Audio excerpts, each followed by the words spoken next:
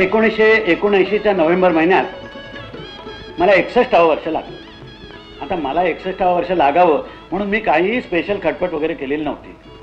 तरी सुद्धा माझ्या अनेक अज्ञात वाचकांनी, श्रोत्यांनी, प्रेक्षकांनी, मित्रांनी माझ्यावरती नाना प्रकार आणि अभिनंदनाचा वर्षाव केला. काही जणांनी माझ्यावरती कविता सुद्धा रचून पाठवल्या होत्या. तर काही लोकांनी आता तुम्ही साठी ओलांडलेली आहे तेव्हा जरा गंभीरपणाने वागायला शिका असाही सल्ला दिला होता.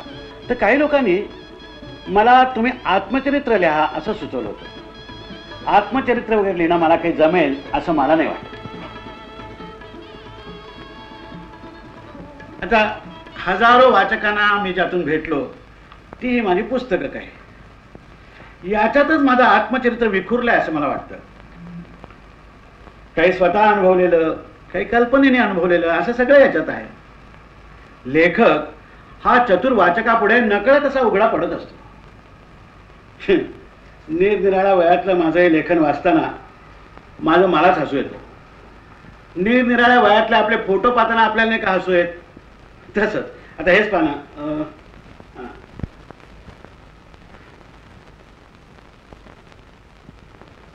आता हा मी 5 वर्षाचा होतो तेव्हाचा माझा फोटो आहे. माझ्या शेजारी बसलाय तो माझा धाकटा भाऊ उमाकांत. हा फोटो पाहिल्यावर माझी एक 5 वर्षाची अशी की 5-6 वर्षाची एवढी बालमैत्रीण आधी फटकन हसली आणि मला म्हणाली, भाई काका लहानपणी सुद्धा तुम्ही इतकेच बावळ्यात दिसत होता. इतकेच हा म्हणजे प्रथम दर्शनी हसू फुटवण्याचा माझा गुण हा अजूनही टिकून राहिलेला दिसतोय. अहो व्यंगचित्रकार तर माझे व्यंगचित्र काढायला अतिशय उत्सुक असतात.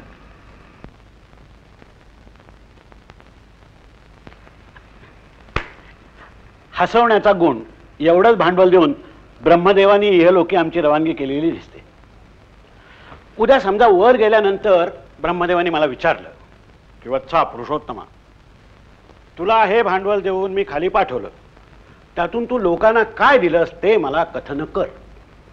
तर मी त्या ब्रह्मदेवाला सांगेन की ब्रह्मदेवा, मी लोकांना काय दिलं याचा मी कधीही हिशोब ठेवलेला नाही आहे, पण लोकांनी मला जे काही दिलं ते मिळणं तुम्हा देवांच्या बापाच्या सुद्धा नशिबात नाही आहे. लोकांनी मला त्यांच्याजवळची एक बहुमोल वस्तू दिलेली आहे, ती म्हणजे त्यांचं हास्य.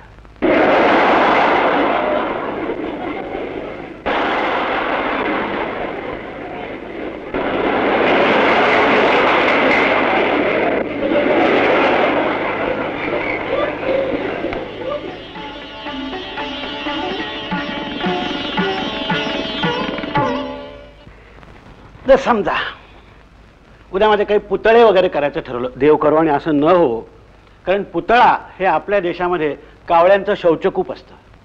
पण समजा पुतळा करायचं वगैरे ठरवलं तर मी त्याच्याखाली एवढंच लिहा असं सांगेन की ह्या माणसाने आम्हाला हसवले, बस. आणि म्हणून आपल्या कलेतून जगाला अपार आनंद देणाऱ्या लोकांच्या विषयी माझ्या मनामध्ये फार आदर आहे. तसा मी गांधी, नेहरू यांच्यासारख्यांच्या युगामध्ये वाढलो. देशासाठी, ज्ञानोपासनेसाठी आपल्या जीवाचा होम करणारी माणसं मी पाहिली. पण तू माझा सांगाती असं जर मी कोणाला म्हटलं असेल तर ते या दोघांना.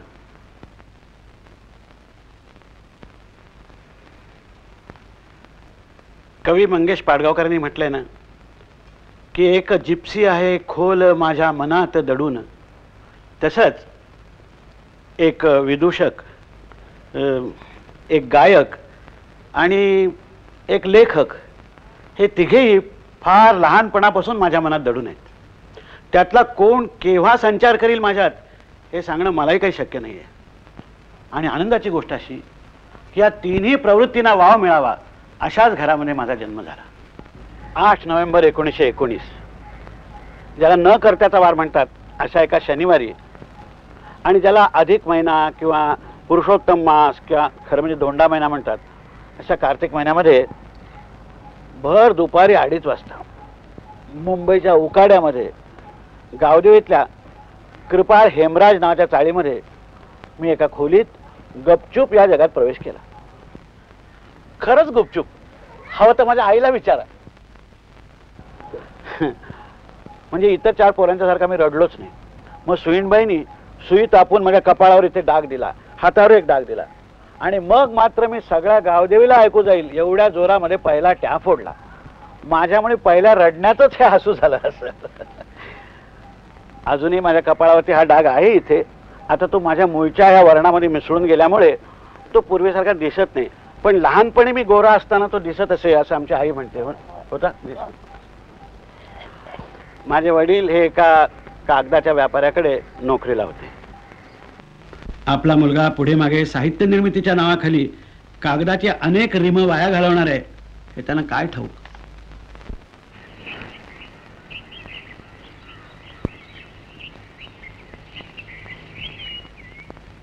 तसे आमचे पूर्वज ऐतिहासिक काळात कोल्हापूर जिल्ह्यातल्या चंदगड जवळच्या एका किल्ल्याचे गडकरी होते म्हणतात.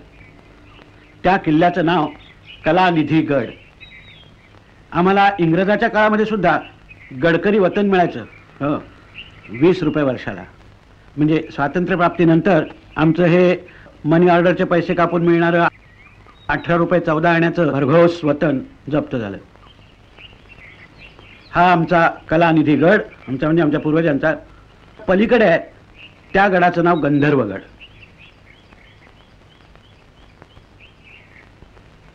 कलानिधी गडाच्या पायथ्याशीच गर्द झाडीत झाकलेलं एक खेड आहे, त्याचं नाव जंगमहट्टी. पण आमच्या कुठल्या तरी पूर्वजांनी तलवार टाकून कारकुनी लेखणी धरली आणि मग आम्ही गडकऱ्यांचे देशपांडे झालो. माझी आई कारवारच्या दुभाषी घराण्यातली. माझे आजोबा वामन मंगेश दुभाषी. ऋग्वेदी या नावाने त्यांनी ग्रंथ लिहिले. रवींद्रनाथांच्या गीतांजलीचं अभंग गीतांजली या नावाने मराठीत भाषांतरही केलंय. माझ्या वडिलांना गाण्याची आवड होती. माझं घर आणि माझं आजोळ हे शेजारी शेजारीच. त्यामुळे आमच्या घरामध्ये गाणं वाजवणं, साहित्य, लेखन, अमुक तमुक, सगळ्यांनी संध्याकाळच्या वेळेला गप्पा गोष्टी करणं, अशाच प्रकारचं वातावरण होतं. माझे मामा चांगले चित्रकार होते, त्यामुळे साहित्य, संगीत, कला ही आनंद निधानं बालपणी मला माझ्या घरातच सापडली.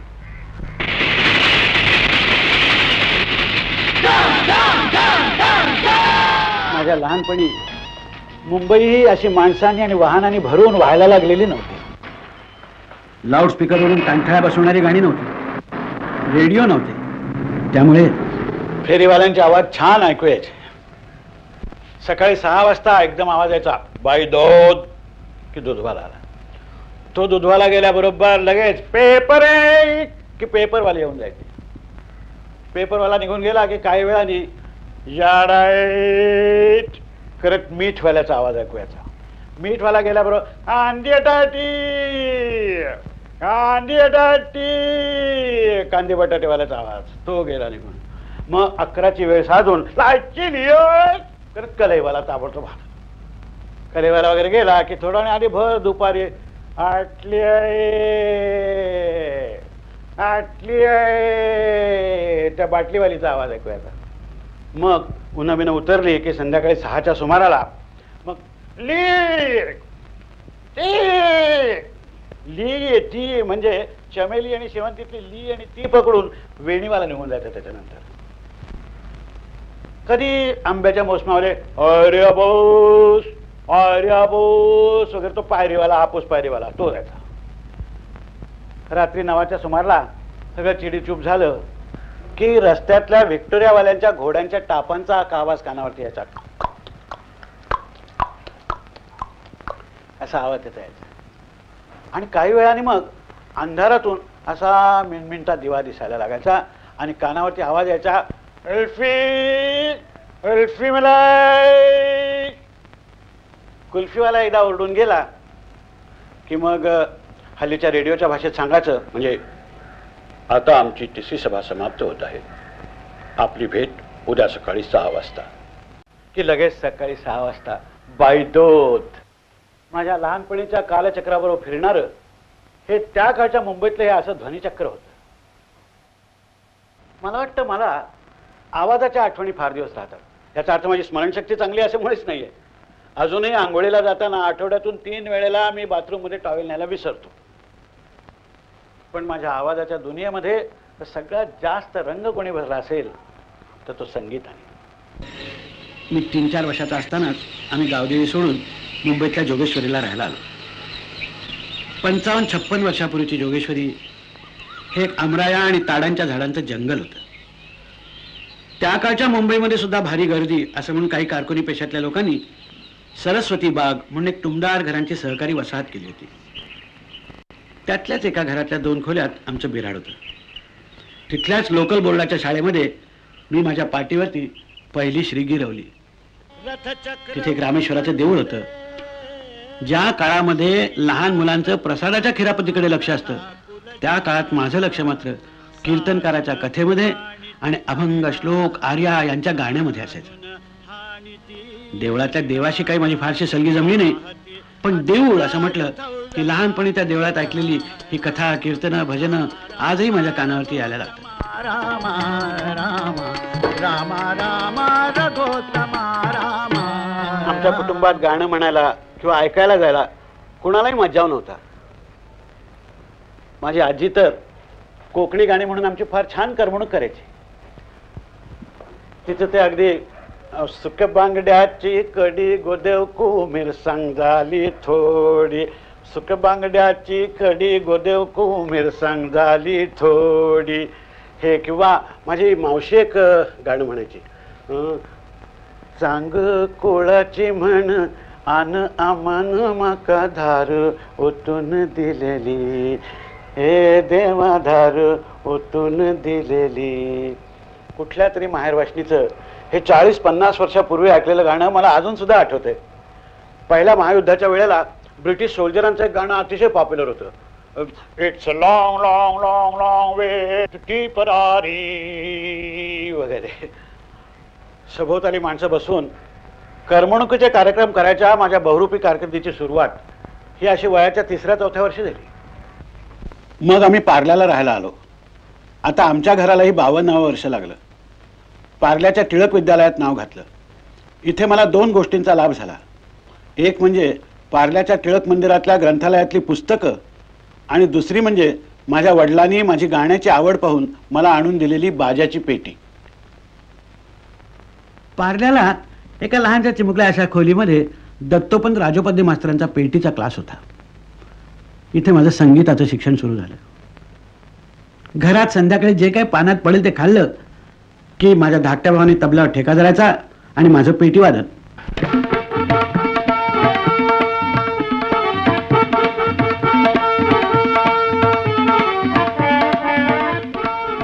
आम्ही दोघे नेहमीचे यशस्वी कलावंत आणि ऐकायला माझे वडील आणि आई हे प्रेमळ होते. आणि वाजवायचं काय, बालगंधर्वांची गाणी.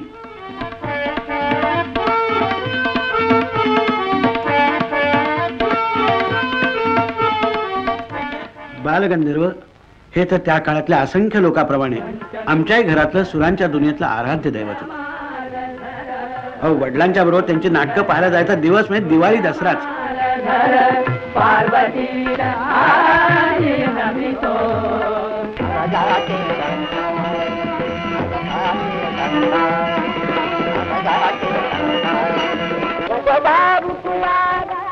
एकच प्याला, मान अपमान, स्वयंवर, सौभद्र, संशय कल्लोळ. मग ती गाणी मामाने आणलेल्या फोनोच्या करण्यातून ती प्लेट झिजेपर्यंत ऐकायची आणि पेटीवर लगेच त्याच गाण्यांचा दणका.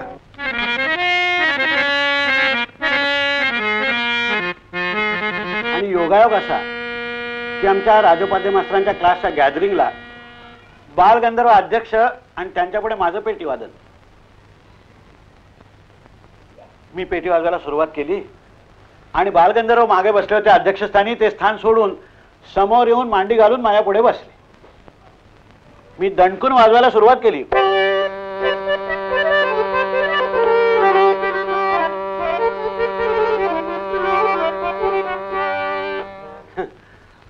बालगंधर्वांच्या पुढे सत्यवदे वचनाला वाजवायचं म्हणजे शिवाजी महाराजांना भवानी तलवार कशी चालवावी हे दाखवण्यासारखं होतं. पण एवढी अक्कल आम्हाला कुठे होती त्यावेळेला. बालगंधर्वांचं गाणं हा एक शब्दांनी व्यक्त करता येण्यासारखा अनुभव नाहीये. मला पुष्कळ लोक त्या संबंधी विचारतात आणि मी देखील काहीतरी उत्तर देण्याचा प्रयत्न करतो. नारायणरावांचं गाणं दुसऱ्या कोणी म्हटलं ना की काहीतरी त्याच्यातलं ओकं ओकं राहिलं असं आपल्याला वाटतं. म्हणजे बरोबर असतं, हिशोब पाहिला तर बरोबर असतं, चालीचं नोटेशन अगदी बरोबर असतं, परंतु आपण सगळेजण म्हणतो की त्या काळात ऐकलेले लोक सुद्धा, की त्या काळच्या रेकॉर्ड्स आता ऐकणारे लोक सुद्धा, ते नाही बघ काहीतरी कमी आहे. तुम्ही सुद्धा विचार केला तर काय कमी आहे. तर मला असं वाटलं की ती जी एक सुराची क्वालिटी होती की ज्याच्यामध्ये ते बारीक बारीक बारीक असे ते हे निघायचे ते, आणि दुसरं असं की नारायणराव ते सूर लावताना करताना ना असे बारीक बारीक बारीक बारीक त्याला असं काय म्हणायचं, तुमच्या बायकांच्या लुगड्यांपूर्वी दशा असत बघ. आता दशा लुगड्यांना असायचा हा शब्द हल्लीच्या बायकांना कळणार नाही, हल्ली दशा निराळी सगळी, परंतु ते अशा ज्या दशा असत तशा अशा तर सुरांना अशा बारका बारका बारका दशा असत. तर कुमार गंधर्वांनी एकदा चांगलं सांगितलं होतं की ते म्हणाले की नारायणांच्या सूर आहेत ना त्या हालायला लागले म्हणजे कसे हालायचे, लहान पोरींच्या कानातले डूल हलतात ना तसे हालायचे. इतकं सुंदर असं गाणं. एकच झालं, हे सगळं नाटकाच्या कारणाने गायल्यामुळे असं वाटलं की नाटकातलं म्हणून चांगलं, पण ते नाटकातलं म्हणून सुद्धा चांगलं होतं, तेही सांगू द्या. पण त्यांनी काय केलं, संगीतातल्या ज्या जाती होते ना बारक्या बारक्या जागा त्या आकारण नाही केल्या. म्हणजे आपली गायकी दाखवण्यासाठी नारायणराव बालगंधर्व कधी गायले नाही.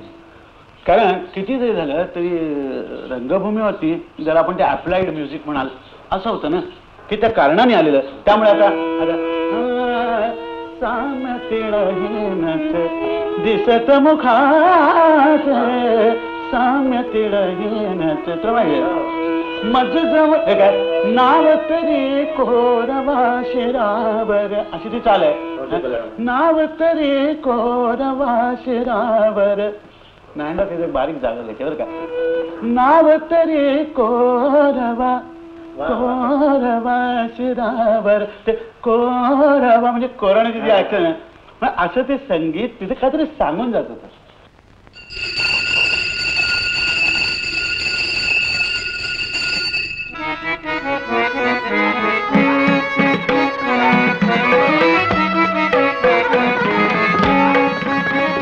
बालगंधर्वांच्या निधनानंतर पुण्याला बालगंधर्व रंगमंदिर उभं करण्यासाठी धडपडणाऱ्या लोकांच्या मध्ये मीही एक होतो. उद्घाटनाच्या सोहळ्याच्या वेळेत त्या भरगच्च भरलेल्या सभागृहामध्ये ऑर्गन सारंगीचं ते नमन नटवरा सुरू झालं आणि ते सूर कानी पडताना अंगावर रोमांच उभे राहिले.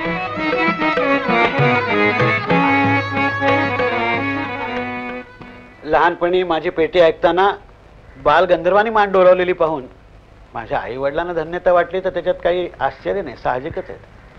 पण दुसऱ्याच दिवशी फडके मास्तर म्हणून गणिताचे मास्तर असूनही अतिशय प्रेमळ असे एक शिक्षक आम्हाला पार्ले टिळक विद्यालयात होते. त्याने मला भर वर्गात सांगितलं की अरे पुरुषोत्तम, बालगंधर्वाला सुद्धा मान डोलायला लावलीस. आता तू गणिताच्या परीक्षेत सगळी गणितं जरी चुकलास तरी मी तुला पास करीन. असेही शिक्षक मला लाभले होते. नाही तर ती आमची जोगेश्वरीची छडीच्या तालावर चालणारी प्राथमिक शाळा, बापरे तिची आठवण आली तरी अंगावर काटा येतो. 5व्या जॉर्ज बादशाहच्या कडक पाहऱ्याखाली एका तबेलेवाजा जागेत आमची शाळा भरायची. एका वर्गाला 2-2 बाकडी पुरत असत. म्हणजे भिंतीवरच बिगर इयत्ता, पहिली इयत्ता, दुसरी इयत्ता वगैरे असं लिहिलेलं असायचं. फक्त 4थीच्या वर्गाला एक निराळी ओसरी असायची आणि तिथे निराळे मास्तर. 3 वर्ग दामले मास्तर एकटे हाकत असत. या वर्ग मानला तर अगदी 4था एक आणखी. दामले मास्तर म्हणजे आधी चौफेर शिकवायचे बरं का. चौफेर म्हणजे एका तोंडाने दुसरीला हिशेब. हाताने पहिल्या इयत्तेतल्या मुलाच्या विधात्याने केवळ शिक्षाच देण्यासाठी निर्माण केलेल्या भागावरून छड्या उठवण्याचं कार्य चाललं. 3ऱ्या इयत्तेला शुद्ध लेखन. तेवढ्यात एखाद्या मुलाने धरलेले अंगठे सोडले की बघताय हा वाशा असा दम त्याला, आणि मधूनच तपकीर ओढणं. या सगळ्या क्रिया त्यांच्या जोडी जोडीने चालायच्या. त्यांच्या बोलण्यातला कुठला भाग कुठल्या वर्गासाठी आहे हे आम्हाला शोधून काढायला लागत असे.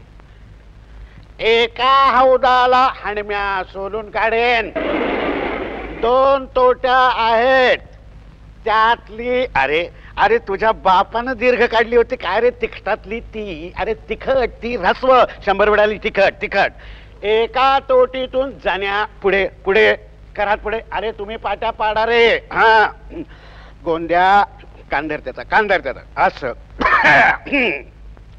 पाणी सोडले तर 2 तास कावळे परकरत्न काय खातीयस?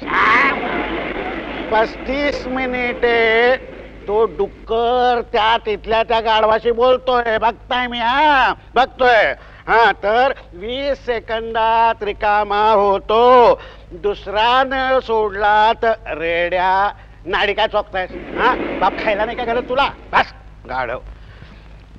तर 2 तास 45 मिनिटे. अरे अरे अरे अरे अरे हे शुद्ध लेखन काढलायस का हागलायस पाठीवर?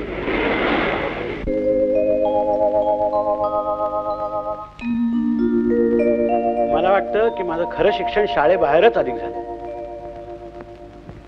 मनावरती परीक्षेचं कसलंही दडपण न ठेवता मी टिळक मंदिरातल्या ग्रंथालयातल्या पुस्तकांचा फडशा पडत असे. कुठलंही पुस्तक कधी चोरून वाचलेलं किंवा आई वडिलांना चोरून सिनेमा नाटकाला गेलेलं किंवा गाण्याला गेलेलं मला कधी आठवतच नाही. आणि म्हणूनच एक विशिष्ट तऱ्हेचा विचार किंवा विशिष्ट साहित्य किंवा विशिष्ट संगीत हे कधी वडिलकीच्या जोरावर तर कधी राजकीय सत्तेच्या जोरावर कोणीही कुणावरही लादू नये ही भावना फार लहानपणी माझ्या मनामध्ये रुजली. आणि जेव्हा विचार आणि उच्चार स्वातंत्र्यावर बंदी आली त्यावेळी ती मला कधीच मान्य झाली नाही. मला आठवतंय माझ्या लहानपणी रात्री 8-8:30च्या सुमाराला ह्या टिळक मंदिरातली ही चर्चच्या घंटेसारखी घंटा वाजायची.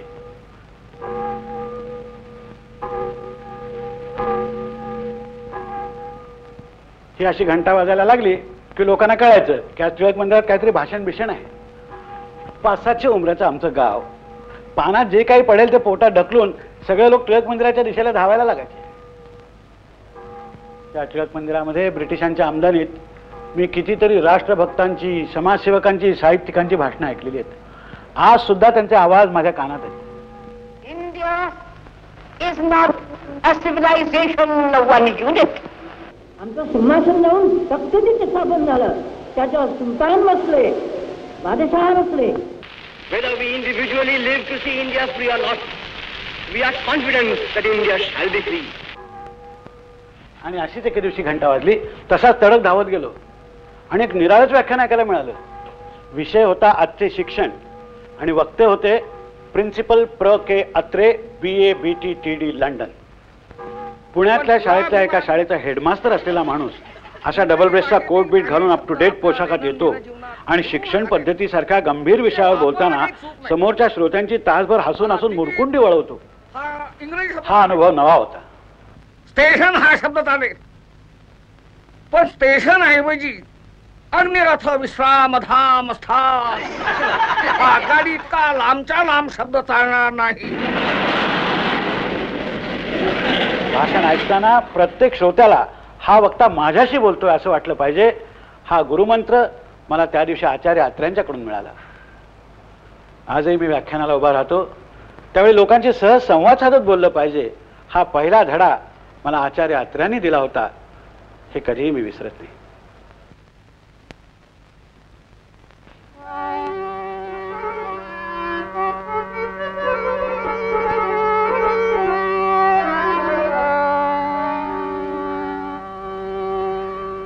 पेटी वाजवता वाजवता मी थोडाफार गायलाही लागलो.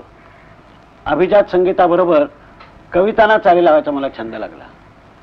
आणि मग कवी अनिल, नाग देशपांडे, कुसुमाग्रज, बोरकर, राजा बढे यांच्या कवितांना मी चाली लावायला सुरुवात केली.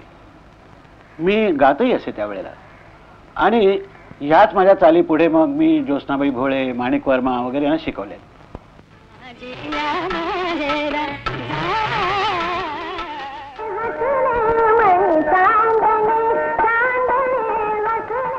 पण काव्यगायनाच्या बाबतीमध्ये माझ्यावर सगळ्यात जास्त कोणाचा परिणाम झाला असेल तर तो कविवर्य बाबा बोरकरांचा.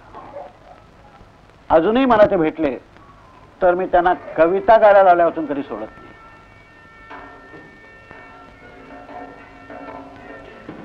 बोरकर, मी पहिल्यांदा तुम्हाला पाहिलं ना त्यावेळी पार्ल्याला, त्यावेळी 10-12 वर्षाचा होतो मी. होते काय मजा. आता मी 60 उलटली, तुम्ही 70ला आलात. तर होतं कसं की तुमच्यापुढे मी केव्हाही आलो ना तर माझी सगळी वर्ष विसरली जातात. पुन्हा मी 10-12 वर्षाचा होतो. आणि आज तर मला विशेष आनंद म्हणजे काय की जिथे खरं सांगायचं म्हणजे गोव्याची भूमी म्हणजे तुमची संबंध तपोभूमीच म्हणायला पाहिजे. सगळी साधना तुमच्या इथे झाली. आनंद. ती इथे या नागेशीच्या तळीकडे आपण बसलोय, तर आपण पुन्हा वय विसरूया. आणि मला असं वाटतं की तुमचं जे चिरतारुण्य आहे त्याच्या अलीकडली तुमची कविता कुठली आहे? अलीकडची समुद्र बिलोरी ऐना सृष्टीला 5वा महिना. पुन्हा पुन्हा. समुद्र बिलोरी ऐना सृष्टीला 5वा महिना. वाकले माडांचे माथे पाण्यात चांदणे नाते. आकाश दिवे लावित आली कार्तिक नवमीची रैना. समुद्र बिलोरी ऐना. कटीस अंजिरी नेसू कटीस अंजिरी नेसू गालांत मिस्किल हसू. मयूर पंखी मधुर डंकी उडाली गोरटी मैना. समुद्र बिलोरी ऐना. लावण्य जातसे उतू वायाच चालला ऋतू. वयाचं चाललं ऋतू. अशाच वेळी गेलीस का तू करून जीवाची दैना. समुद्र बिलोरी ऐना.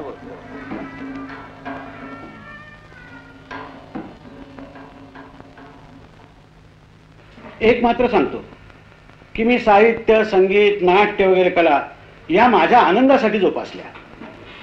त्याची कठोर साधना बिधना काही केली नाही. आता त्यामुळे एक ना धड भाराभार चिंध्या असं झालेलं आहे. आता लोक केवळ शिष्टाचार म्हणून त्याला अष्टपैलू वगैरे म्हणत असावेत. माझ्या एका वाचकाने मला पत्र पाठवून विचारलं होतं की तुमची साहित्य साधनेची वेळ कुठली. आता माझं साहित्य वाचल्यानंतर मी साधना विधना आणि ज्ञानोपासना वगैरे करत असेन अशी त्या वाचकाला कशी काय शंका आली देव जाणे. पण त्यातूनच माझ्या सखाराम गटणे या व्यक्तिचित्राचा त्या भयंकर साहित्यिक भाषेमुळे जन्म झाला.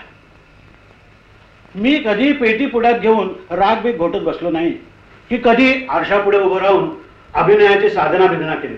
छे, माझा आणि आरशाचा संबंध रोज दाढी करताना जो काही थोडा वेळ येत असेल तेवढाच. ज्या पुस्तकात माझं मन रमलं ती पुस्तकं मी वाचत आलो.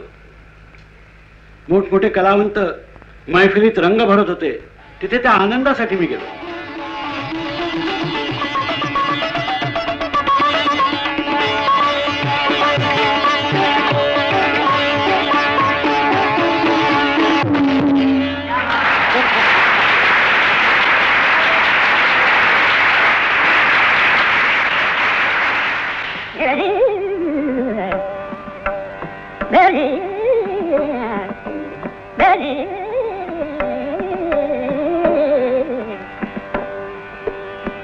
किती थोर कलावंतांनी आपल्या गाण्या वाजवण्याने माझं आयुष्य श्रीमंत केलंय म्हणून सांगतो.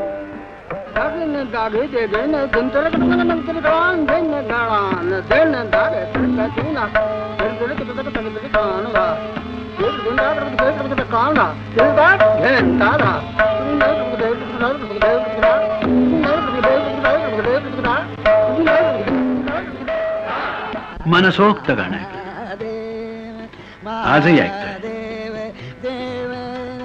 मल्लिकार्जुन मनसुरांचं गाणं तर मी वयाच्या 12व्या वर्षी प्रथम ऐकलं आणि आज मी त्यांच्या 70व्या आणि माझ्या 61व्या वर्षी ऐकतो.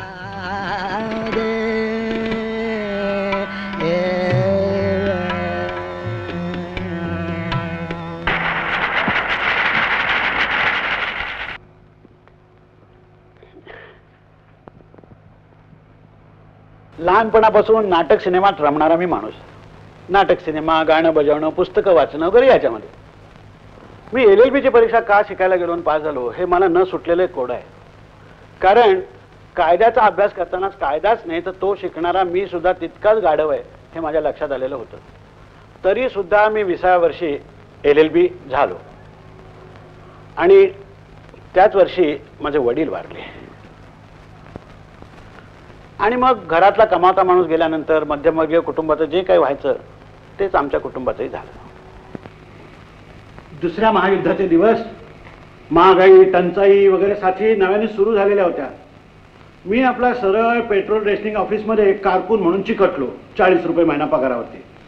आणि जोडीला पूरक धंदा म्हणून छंद म्हणून जोपासलेल्या पेटीच्या शिकवण्या सुरू केल्या. महिना 3 रुपये रेट होता, 3 रुपये. तेवढ्यात मला एका शेठजीची शिकवणी मिळाली. 10 रुपये महिना. रात्री 10 वाजता शिकवणी सुरू व्हायची. पुष्कळ वेळा मला वाटायचं की जर शिकवणी रात्री 12ला सुरू झाली असती तर 12 रुपये पगार मिळाला असता. पण आश्चर्याची गोष्ट म्हणजे या शेठजीला गंधर्वाची गाणी वाजवायची भयंकर हौस. ते पायपेटी वाजवायचे आणि मी आपला हातपेटी आणि आमची जुगलबंदी सुरू. पण प्रत्येक समेला त्याचा तो बाजारभावाचा टेलिफोन वाजायचा आणि मग शेठजी वैतागून ये साधा फोनला काय करेल असं म्हणून हातात घेऊन हा लिहितो आप्यो हा हा हा लिहितो वगैरे असं काहीतरी बोलायचं आणि लगेच आमचं परत नरवर कृष्णा संबंध सुरू. हाच टेलिफोन पुढे मला वाऱ्यावरच्या वरातीमध्ये कामाला आला.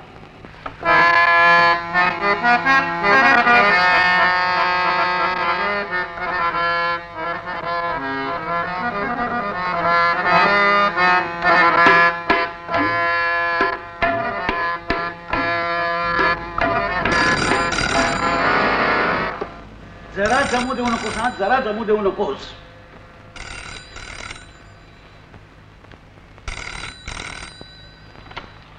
हॅलो, कोण आहे?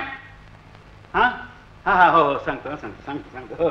ए मालू, आले. तुझा टेलिफोन आहे बघ. काय आहे? हा तुझा टेलिफोन. कोण आहे? कुणाचं आहे? कुणाचा आहे? मी मिसेस रत्नाबाबा गडकरी बोलते. जरा मलतेने पाठवतो का? सॉरी हो, तुम्हाला डिस्टर्ब केलं त्यांचा. अहो जरा फोन उचला ना प्लीज. मग त्यापेक्षा तू हात धुवून ये ना. असं काय? मेहंदी लावली आहे हाताला. काय वा? मेहंदीवरून आठवलं काय? ती मेहंदीची चाल फर्स्ट क्लास होती. मेहंदीची चाल कुठली? त्या गुजराती सिनेमातली. मेहंदीत बावी माळवे रंगी गयो गुजरात रे मेहंदी रंग काय म्हणाली? इडली इडली करणार आहे? आता सोप्पा आहे की अगदी. लिहून घेतेस का? ओके घे, कागद पेन्सिल घ्या, मी थांबते. हॅलो हॅलो, हे बघ रत्ना, 2 टिपऱ्या तांदळाचा बारीक रवा हा आणि 1 टिपरी उडदाची डाळ 4 तास भिजत ठेवून पाट्यावर बारीक वाटायची. हा वाटायची. काय म्हणाली? तुझ्याकडे मिक्सर आहे ना? मग प्रश्नच मिटला. हॅलो हॅलो, हे बघ रत्ना, आणि नंतर त्याच्यात थोडं थोडं पाणी घालून हा हो हो कढईच्या भांड्यात घाल आणि त्याच्यात थोडं थोडं पाणी घालून रवीला नाहीतर घोटणीला घुसळ. हो हो हॅलो हो हो घुसळ म्हणजे मिक्स कर. हा मिक्स कर. एवढं असं काय करता?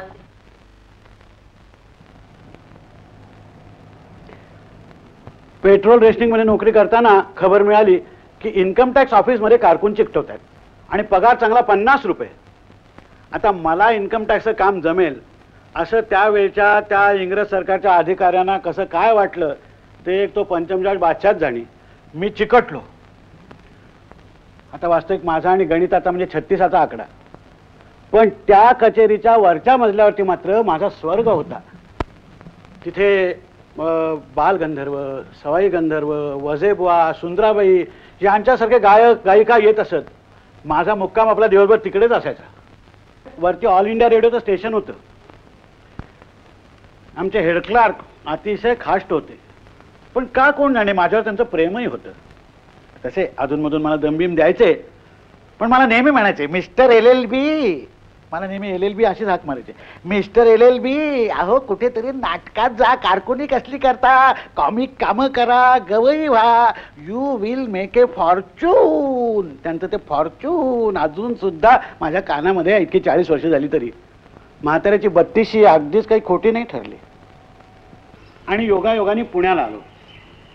पुण्याचा हवेचाच गुण की काय कोण जाणे, प्रोफेसर व्हायचं असं ठरवलं आणि पुण्याच्या फर्ग्युसन कॉलेजात BAच्या वर्गात नाव घातलं.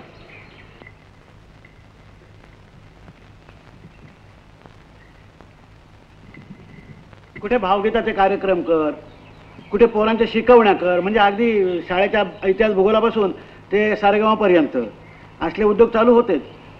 तेवढाच माझा धाकटा भाऊ मॅट्रिक झाला होता. तोही खडकीच्या फॅक्टरीमध्ये लागला होता. महिना 36 रुपये पगारावर. धाकट्या भावंडांची शिक्षणं चालू होती. महागाई होती, ओढगस्त होती. पण आमची गाण्याची मैफिल काही मोडलेली नव्हती.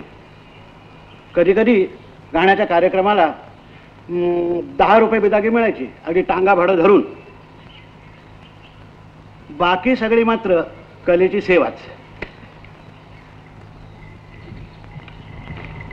या फर्ग्युसन कॉलेजमध्ये शिकत असतानाच मी एकदा पुण्याहून आगगाडीने मुंबईला निघालो. हा प्रवास माझ्या आयुष्यामध्ये एक निराळच वळण घ्यायला लावेल याची काही मला कल्पना नव्हती. गाडी कर्जतला थांबली आणि डब्यामध्ये नटवर्य चिंतामणराव कोल्हटकर चढले. राम गणेश गडकर यांचा सहवास ज्यांना लाभला ते चिंतामणराव कोल्हटकर. रंगभूमीवरच्या आणि चित्रपटातल्या ज्यांच्या भूमिका पाहून छाती दडपायची ते चिंतामणराव समोर बसले होते आणि माझ्याशी गप्पा गोष्टी करत होते. चिंतामणरावांना माझ्यात अभिनयाचा असा कुठला गुण दिसला देव जाणे. त्यांनी त्याच वेळेला एक ललित कला कुंज नावाची नवीन नाटक कंपनी स्थापन केली होती. त्यात मला येतोस का विचारलं आणि माझा व्यावसायिक रंगभूमीवरती प्रवेश झाला.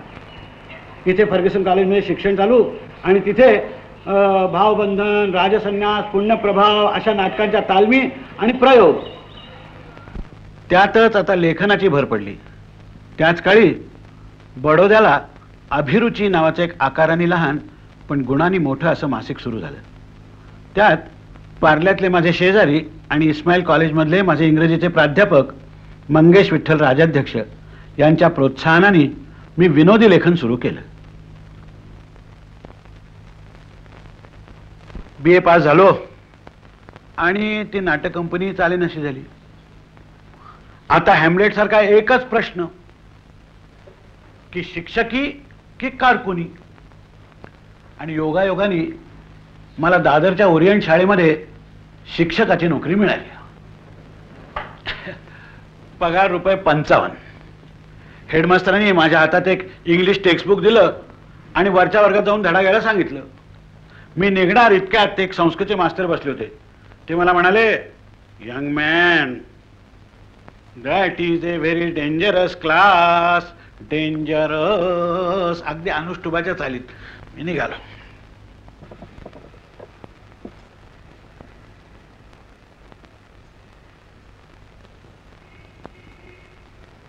आज कितीतरी वर्षांनी मी या वर्गात आलोय. मला आठवत आहे मागल्या बाजूला चांगले मिशीवाले विद्यार्थी वगैरे बसलेले होते. त्यातलेच एक चिरंजीव उभे राहिले आणि मला म्हणाले, सर तुमचं नाव काय? सगळा वर्ग थोडो हसला. वास्तविक मी नाटकात हजारो प्रेक्षकांच्या पुढे कामं केली होती पण हा अनुभव निराळा होता. बरं, इथे पहिल्याच एंट्रीला असं म्हणजे डोकं कमावून चालण्यासारखं नव्हतं. मी सगळा राग गिळला आणि शांतपणाने त्या विद्यार्थ्याला म्हटलं, will you please ask this question in English. आमचा मिशीवाला शिष्य लटपटला. खरं सांगायचं म्हणजे मीच लटपटलो होतो. अशा थाटात माझा मास्तरकीचा पहिला धडा सुरू झाला. हळूहळू माझ्या लक्षात आलं की मुलांना परीक्षेत मार्क वाढवून देणारं शिक्षण देणं मला काही जमणार नाही. महिना ₹55 पगार याहून अधिक समाधान काही मला तिथे मिळत नव्हतं. नाटक, गाणं, साहित्य याच्यातच माझा जीव रमत होता. आणि एके दिवशी असाच एका रिकाम्या तासाला मी अशा शिक्षकांच्या कॉमन रूममध्ये बसलो होतो. तेवढ्यात समोरच्या दारातून पांढरी शुभ्र साडी, खादीचा पांढरा शुभ्र ब्लाऊज, अंगावर एकही अलंकार नाही, कपाळाला कुंकू नाही, अशा थाटात एक सुमारे 16-17 वर्षाची गोरी पान तरतरी तरुणी ही अशी झपाझप ते दारुगुण आत आली. तिचं नाव सुनीता ठाकूर. तिच्याविषयी आता अलिप्ततेने बोलणं मला शक्यच नाही. पण एकच सांगतो की तिच्या रूपाने मला माझ्या आयुष्यामध्ये श्रेयस आणि प्रेयस या दोन्ही गोष्टींचं वरदान लाभलं. खरं म्हणजे या नंतरच्या आमच्या 36 वर्षाच्या आयुष्याची कहाणी हे तिनेच सांगायला पाहिजे. पुष्कळ वेळेला मला प्रश्न पडतो की माणसाच्या आयुष्यामध्ये प्रयत्नाचं स्थान किती आणि दैवाचं काय? कठीण आहे सांगणं. कॉलेज सोडून 42च्या चळवळीमध्ये स्वतःला झोकून देणाऱ्या सुनीता ठाकूर नावाच्या एका बुद्धिमान आणि संपन्न घराण्यातल्या मुलीला असा हा गरिबीचा वसा घ्यावा माझ्याशी संसार करायला असं का वाटलं? काय 55 रुपयामध्ये 6-7 जणांच्या संसाराचा गाडा मी त्यावेळेला ओढत होतो. काही नाव आहे, यश आहे असंही काही नव्हतं. अशा या माझ्यासारख्या माणसाविषयी तिला ओढ का वाटावी? आणि गेली 36 वर्ष माझ्या आयुष्यातली मार्गदर्शक, माझ्या साहित्य नाट्य वगैरे कलातली सहकारिणी, त्याच्यानंतर माझे अकाउंटंट, मॅनेजर, सगळं काही. एवढंच नव्हे तर स्त्री पुरुषासाठी ज्या ज्या म्हणून संसारात खस्ता काढते त्या खस्ता काढणारी म्हणून तिने का म्हणून माझ्याबरोबर राहावं? खरंच ही का ओढ वाटली, ती का आजपर्यंत टिकून आहे, हे मला कोडच आहे. बाकी एक खरं, आमच्या संसारामध्ये सुखदुःखाच्या निरनिराळ्या प्रसंगी आम्हाला जोडून धरणारा एक धागा आहे महत्वाचा, तो म्हणजे कवितेचा. कवितेचा म्हणजे कविता करायचा नव्हे, कविता वाचायचा, कविता म्हणायचा. अजून सुद्धा तो आमचा छंद चालूच आहे. गणपतवाणी बिडी पिताना चावायाचा नुसतीच काडी, मनाशीच मग म्हणावयाचा या जागेवर बांधीन माडी. आजही सुनीताच्या माहेरी रत्नागिरीला गेलो आणि चिंचखरीच्या त्या खाडीतून त्या होड्या जाताना पाहायला लागल्या की न चुकता आठवण येते. म्हणजे आमच्या लग्नाच्या दुसऱ्या दिवशी आम्ही असेच त्या होड्यामधून चाललेलो होतो. त्यावेळेला सुनीताने म्हटलेली एक कविता मला आठवते. झाला उषकाल राणी, हिमबिंदू बिलगुनी फुलाना, पानाना बसते हलते हळू वाऱ्यावरती, जो जविती जणू राजस बाळा, ही बाळे चिमणी, झाला उषकाल राणी.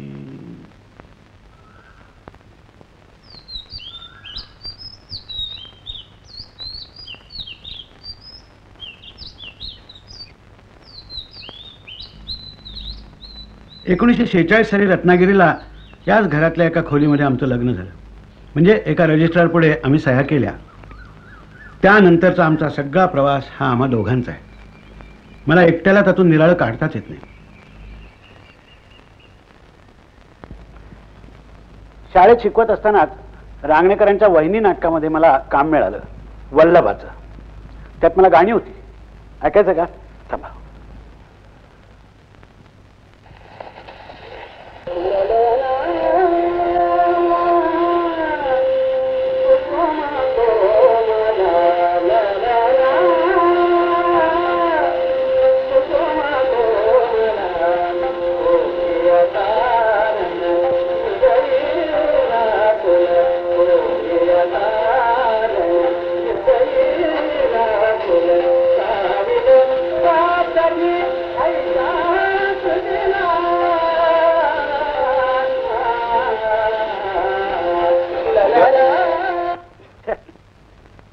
पस्तीस 36 वर्षापूर्वीचं माझं हे गाणं ऐकल्यानंतर मी मराठी संगीत रंगभूमीवरती काम करायचं नाही असा निर्णय घेतल्याचा मला फार मोठं समाधान आहे. त्याच वेळेला रांगणेकरांनी कुबेर नावाचा एक बोलपट काढला. त्यातही मला काम मिळालं. त्यातही मला गाणं होतं.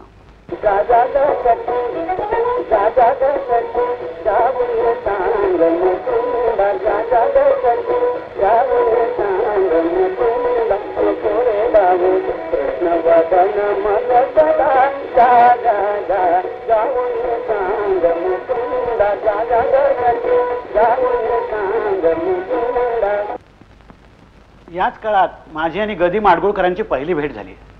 म्हणजे तसं त्यांनी माझं गाणं वगैरे ऐकलं होतं. म्हणजे त्याचं काय झालं की मी बडोदा रेडिओवरून त्यांचंच एक गाणं म्हटलं होतं आणि अचानक त्यांनी ते कोल्हापूरला ऐकलं होतं. ते गाणं मला अजूनही आठवत आहे. म्हणू काय? नको बघूस येड्या वाणीर, तुझ्या डोळ्याच न्यार पाणी, न्यार पाणी, तुझ्या डोळ्याचा कळला भाव, माझ्या जिव्हारी बसला घाव.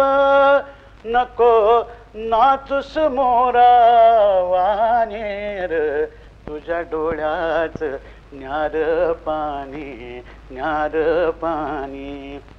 सौगड्या नाही नाही आता म्हणजे इथे गाणं आहे ते पण गळ्यातून निघत नाही आता. तसे माडगुळकर मी वगैरे आम्ही सगळे समवयस्कच. चित्रपट साहित्य संगीत ह्याच्यातले आमचे धडपडीचे दिवस. तशी सुनीताची आणि माडगुळकरांची पूर्वीची थोडी ओळख होती. आणि एके दिवशी माडगुळकरांचं पत्र सुनीताला आलं. गाऊ त्यांना आरती या नावाची एक पटकथा मी लिहिली आहे. कथेचा विषय 1942 सालात झालेला सामान्यातील सुप्त सामर्थ्याचा उठाव हा आहे. त्याची कथा पटकथा संवाद गाणी सगळी माडगुळकर लिहिणार होते. राम गबाळे दिग्दर्शक, सुधीर फडके संगीत दिग्दर्शक आणि आम्ही दोघांनी त्याच्यात प्रमुख भूमिका कराव्या अशी इच्छा त्यांनी व्यक्त केलेली होती. त्यातूनच हा वंदे मातरम बोलपट तयार झाला.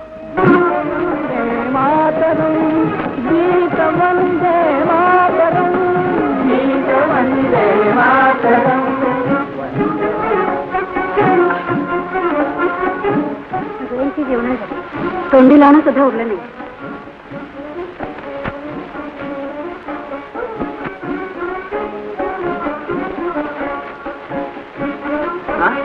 तू काय करतेस तिथं? मेटकूट आहे का बघ. काही नको, तू आपली बैस तिथं. तू समोर असलीच म्हणजे जाते मला भाकरी.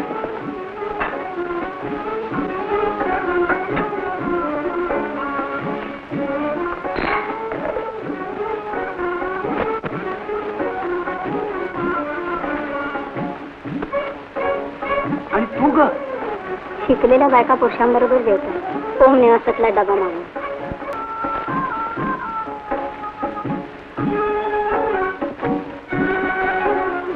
केव्हा संपणार आहे तुमची चळवळ? एक पाय तुमच्या गावात दुसरा करून जा. एक पाय तुमच्या गावात एकचा विडा उचलला पैजाचा विडा. चढू हा लढा सरळ वाकडा उलटुनी राज्य इंग्रजात जुलमात घोर अन्यायात निशाण लावून वासनात. 1948 साली तुका म्हणे आता हे माझं पहिलं नाटक रंगभूमीवर आलं.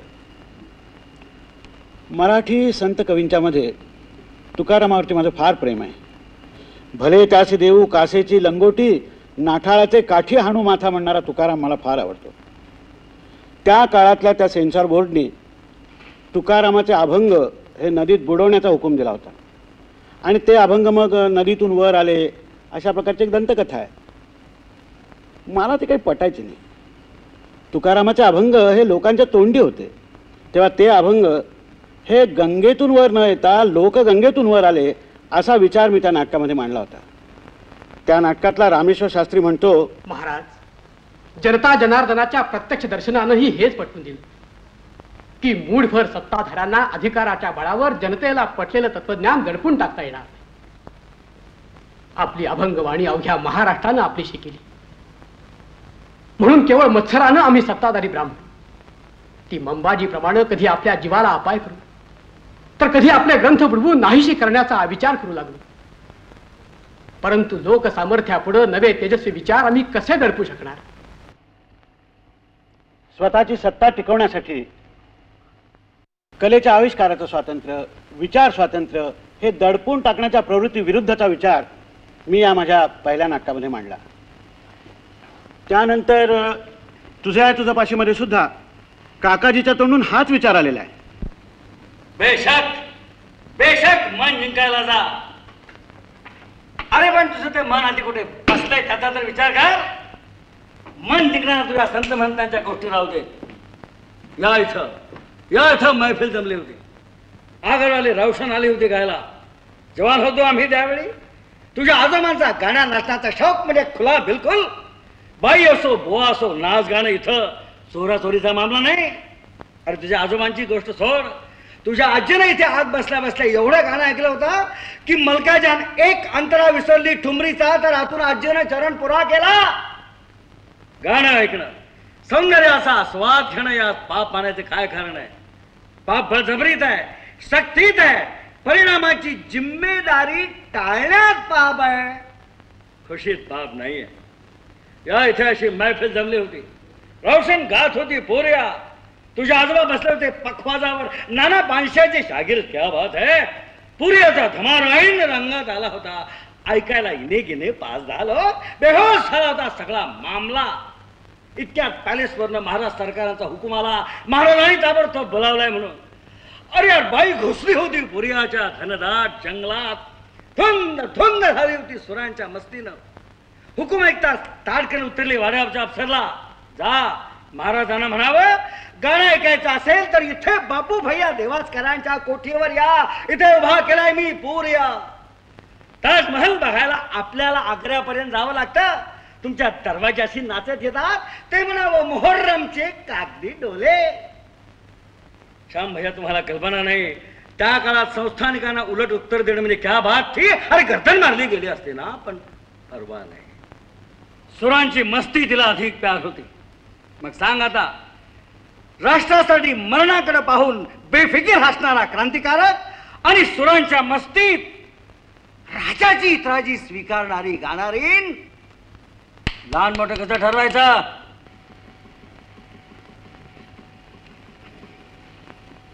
सुंदरमय होणार ह्या माझ्या नाटकातला नायक कवी संजय हे देखील त्या हुकुमशाह राजाला असंच ऐकवत असतो. तुम्हाला आनंद नकोय, तुम्हाला स्वतःला नकोय आणि कोणाला झालेलाही नकोय. फक्त सत्ता सत्ता हवी असते तुम्हा लोकांना. खूप आहेत तुमच्या जातीचे लोक या जगात. कुणी आनंदाने नाचत गात असलं, खात पित असलं, आनंदाने बेहोश झालेलं असलं की त्यांना कधी एकदा बंदुकीच्या गोळ्यांनी ठार मारून टाकू असं होऊन जातं तुम्हाला.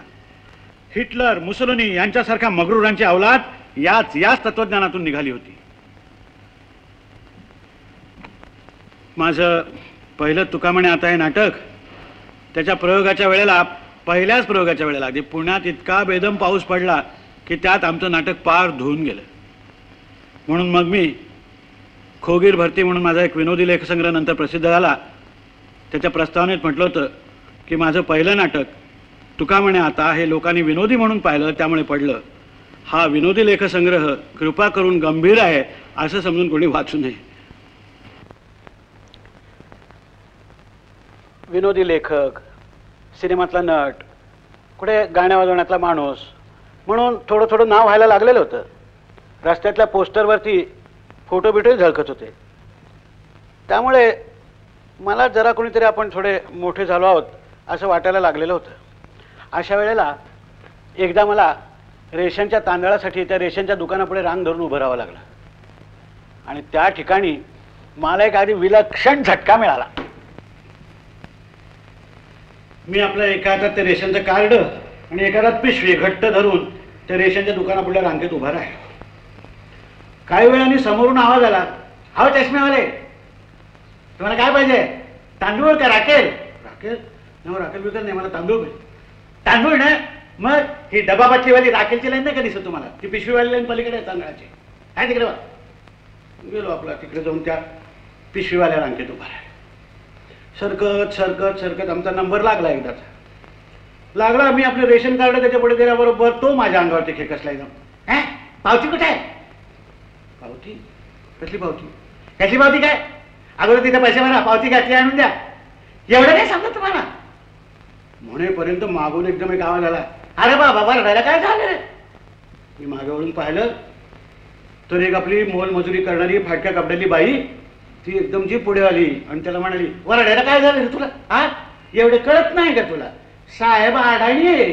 हा साहेब, तुम्ही असं करा बरं का, हे पैसे तिकडं ते जो बाबा आहे का त्याला पैसे द्या अगोदर तुमचे. हा, मग तुम्हाला पावती भेटेल. ती पावती ह्या बाबाला द्या, म्हणजे मग तुम्हाला तांदूळ भेटतील. हा, साहेब अडाणी आहे असं म्हणणाऱ्या त्या बाईनी केवळ माझ्या लोकप्रियतेच्याच नव्हे तर ज्ञान अज्ञानाच्या कल्पना सुद्धा ढवळून काढल्या. कसल्याही प्रकारची गुरुदक्षिणा न देता मला शिक्षण देणारे गुरु माझ्या आयुष्यात पुष्कळ भेटले.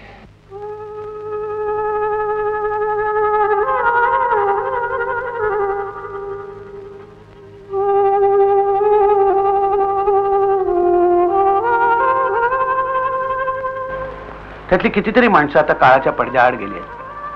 त्यातलेच आमचे नागपूरचे नाटककार नाना जोग. नाना जोगांच्या प्रेरणेनेच मी अंमलदार नाटक लिहिलं. पुण्यातल्या कलोपासक नावाच्या हौशी नाट्य संस्थेतर्फे त्याचा प्रयोग पुण्याच्याच भानुविलास थिएटरात झाला. याच भानुविलास थिएटरामध्ये 1948 साली माझं तुका म्हणे आता हे नाटक सपशेल पडलं होतं. अंमलदारला प्रचंड प्रतिसाद मिळाला. लगेच 1953 साली 31 डिसेंबरला या नाटकाचा प्रयोग मुंबई मराठी साहित्य संघाच्या नाट्योत्सवात आम्ही केला. दोघेही म्हणालो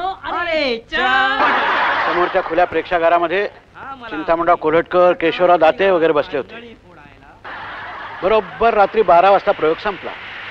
हशा आणि टाळ्यांचा कडकडाट होत होता.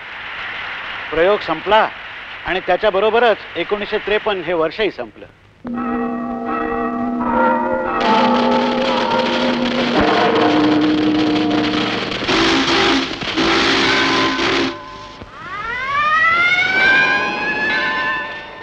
नाटककार, दिग्दर्शक, नट म्हणून यशाची पहिली झुळूक त्या मध्यरात्री माझ्या अंगावरून गेली.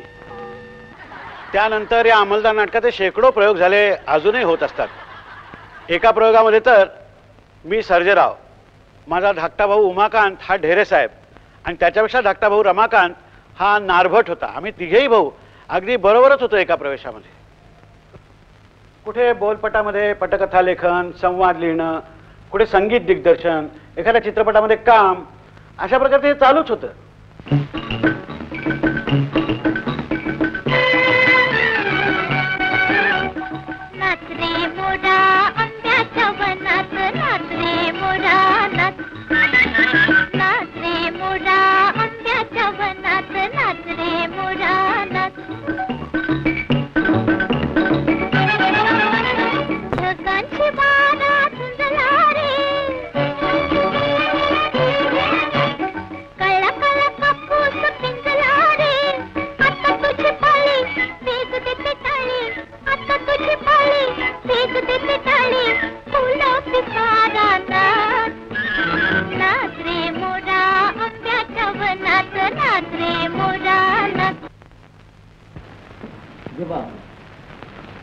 बिडी ओढा की हो गावाले पेटली का? मामा 50 कप चहा पाठवा थिएटरात. कोणत्या थिएटरात? सिनेमाच्या की तमाशाच्या? तमाशाच्या. अरे सकाराम, एक दूध कमी 50 कप चहा पाठवते तमाशाच्या थिएटरात. तमाशाचं थिएटर होय, कांच्या अंगाला आलं बरं. ते काय समोरच्या गल्ली? का चहा बांधून नाचणार आहेस काय तू? नाचणार नाही देवा, मग ते ढोलकी वाजवीन की. पोऱ्या त्याला घेऊन जा तुझ्या मालकाकडे. मोठा कसबी आहे हो. अहो ढोलकीवाले, नर्वस होऊ नका, खरं तोडा.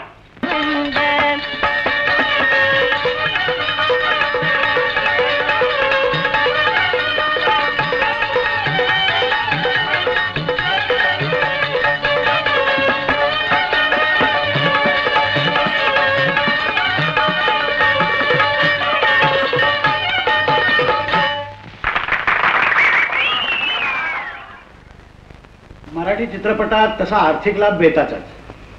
केल्या कामाचे पैसे मिळण्यापेक्षा बुडायचेच जास्त. पण पूर्वी शिकवणीचे 5 रुपये बुडाल वगैरे बोलत होतो, त्याच्याऐवजी आता म्हणजे 1,500 रुपये बुडाले वगैरे असं बोलायला लागलो.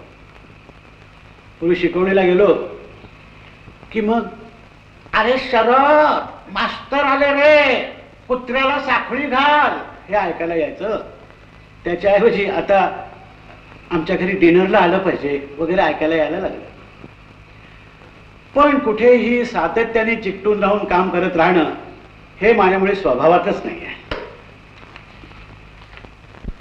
अशाच काही वर्षानंतर MA व्हायचा विचार माझ्या मनामध्ये आला आणि मी MA होण्यासाठी सांगलीला विलिंग्डन कॉलेजमध्ये नाव घातलं.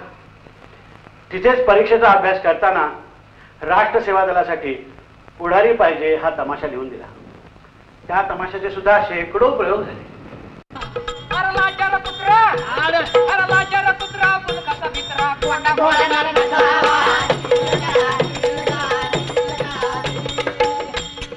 मनात धरणार जनात बोलणार तसंच करणार असा हवा. अरे ओठावर एक न पोटात एक असा दुतोंडी बोलून असा हवा. उपाशी पोटी ही जनतेसाठी खटपट करणार असा हवा.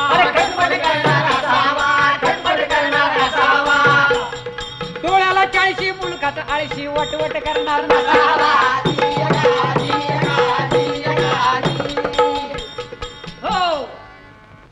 हो, तर काय सांगत होतो, MA झालो आणि राणी पार्वती देवी कॉलेजमध्ये बेळगावला मराठीचा प्राध्यापक म्हणून गेलो. महिन्याला महागाई भत्ता धरून 160 रुपयात संसार करायची जबाबदारी आता सुनीतावर आली होती. पण वर्षानुवर्षे एके ठिकाणी चिकटून राहणं हे माझ्या बाबतीत नियतीलाच मान्य नसावं. पुन्हा पुण्यात आलो आणि गुळाचा गणपती चित्रपट काढला.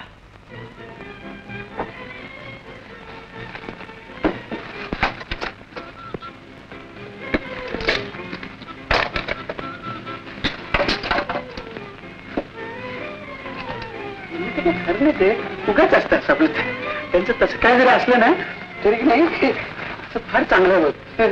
म्हणतात आपलं उगाच मूर्ख वगैरे काय खरं ते लागेल.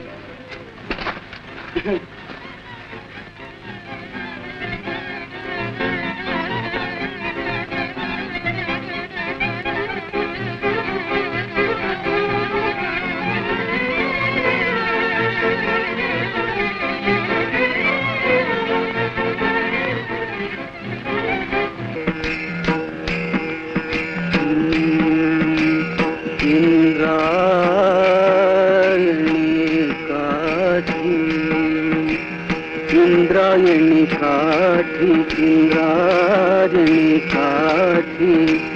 देवाची आळंदी लागली समाधी ज्ञानेशाची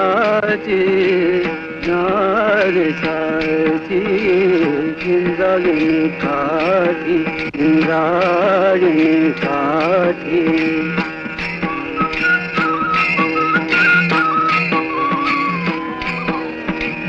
ज्ञानियांचा राजा हो ज्ञानियांचा राजा भोगतो राणीवर नाचती वैष्णव मागे पुढे इंद्रायणी काठी देवाची आळंदी लागली समाधी ज्ञानेशाची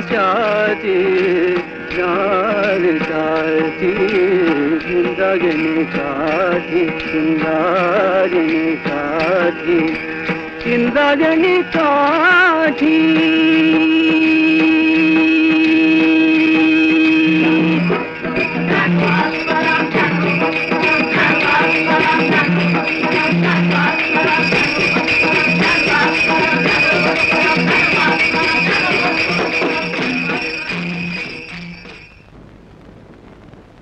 या चित्रपटाचं चांगलं स्वागत झालं. अजूनही कुठे लागला तर चांगली गर्दी होते म्हणतात. पण मला मात्र या चित्रपटात काम केल्याच्या आनंदाखेरीज दुसरा कसलाही आर्थिक लाभ झाला नाही.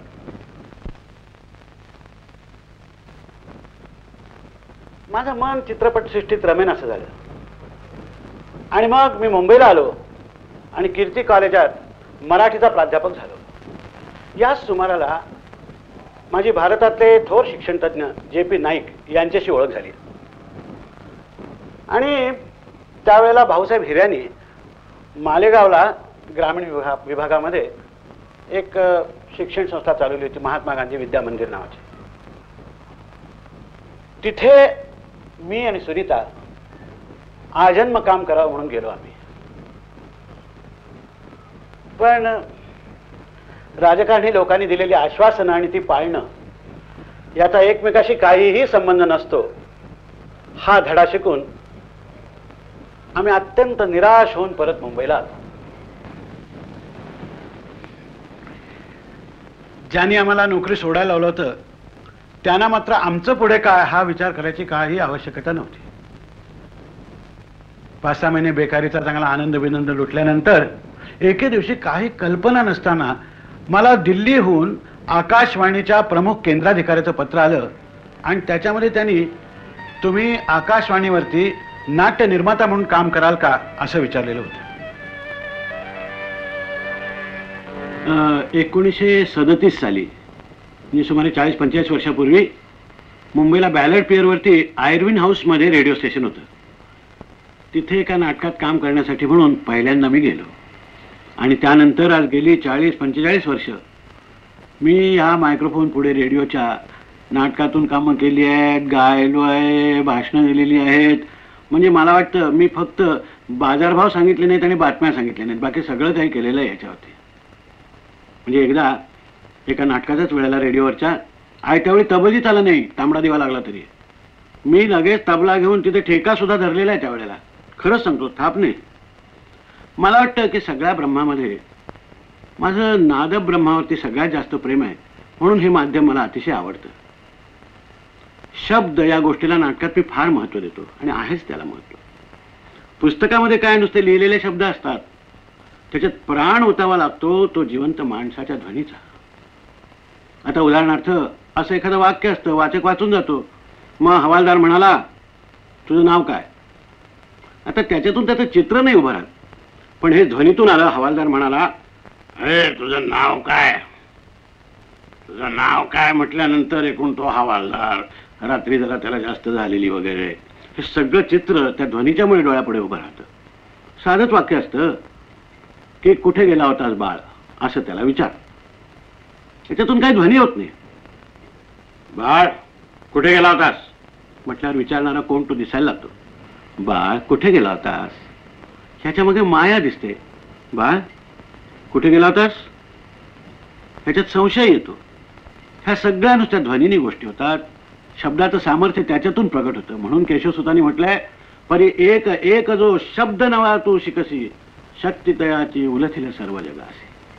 शब्दाचं फार मोठं महत्व आहे.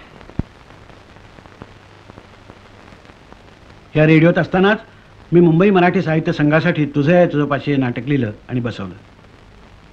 ह्या नाटकाचा पहिला प्रयोग साहित्य संघाच्या खुल्या नाट्यगृहात झाला. मग अंमलदार, भाग्यवान, तुझं आहे तुझंपाशी, सुंदर मी होणार ही नाटकं सगळीकडे व्हायला लागली.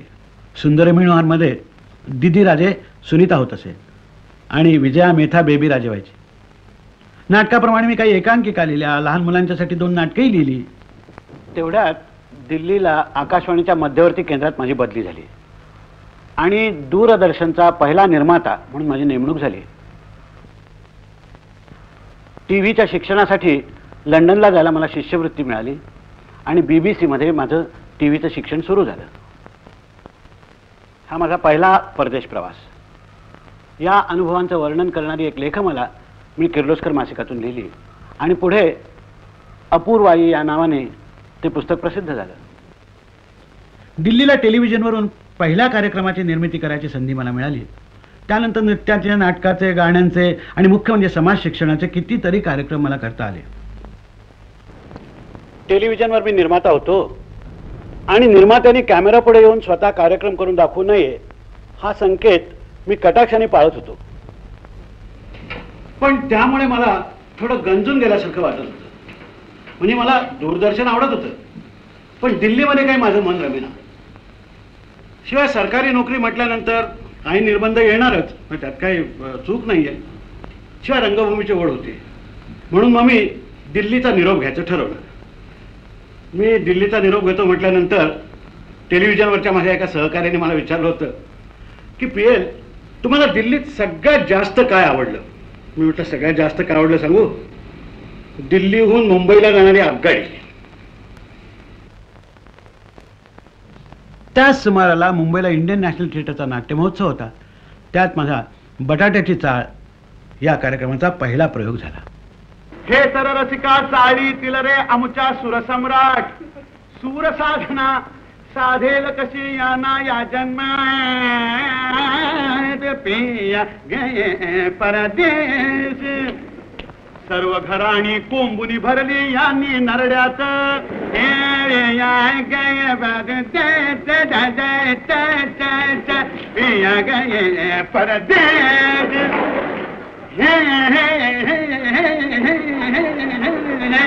पिया गे परदेश.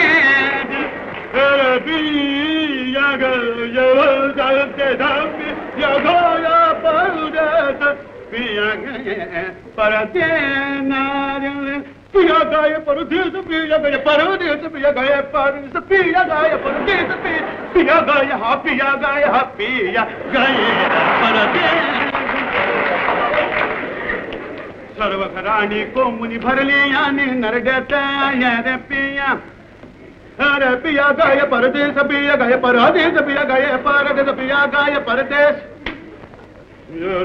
पिया गाय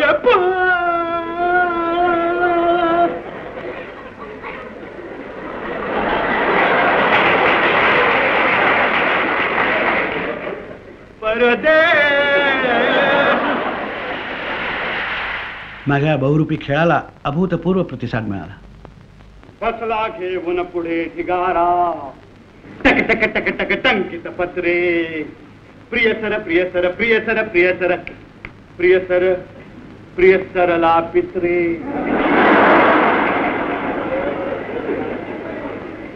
सरला पित्रे ती पलीकडली त्याहुनी शांता गोड गोडली गोड गोडली शांता शांत इनोसंट मन सरला पित्रे परमनंटपणा हुडकून काढीन म्हणतो पत्ता हुडकून काढीन म्हणतो पत्ता पगार अन महागाई भत्ता छान रेडिओ जमेल जागा छान रेडिओ जमेल जागा छान रेडिओ जमेल जागा हवेशीर अन दोघा पुरती सरला पित्रे तशी बरीती शांतेहून पण किंचित काळी शांतेहून पण किंचित काळी दात मूळचे किंवा कवळी दात मूळचे किंवा कवळी करीन खात्री येता जवळी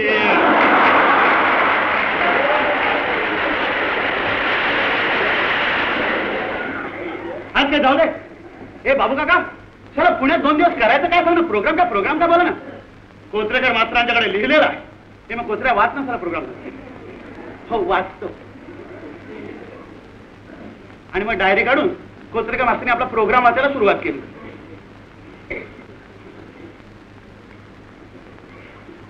वाचू का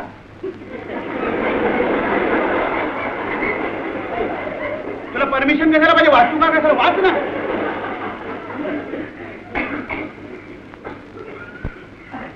पहाटे 5 वाजता उठून पहाटे 5 वाजता पहाटे 5 वाजता उठून आपल्याला काय पुण्यातले रस्ते झाडायला जायचे नाही. तसं नाही. पहाटे 5 वाजता उठून पर्वतीचा सूर्योदय पाहणे. मग त्याला पहाटे 5 वाजता कशाला उठायला पाहिजे. तुला उसरण जाऊ की काय काय नाडकर्णी. नाहीतर काय हो जाऊया आपल्या 8 8:30 सुमारे.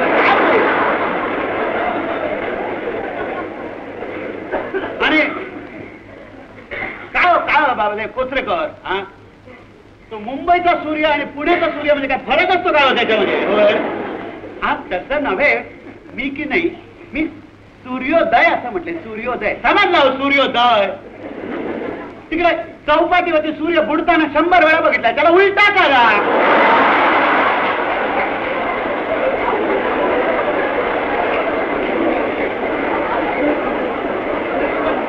सूर्योदय.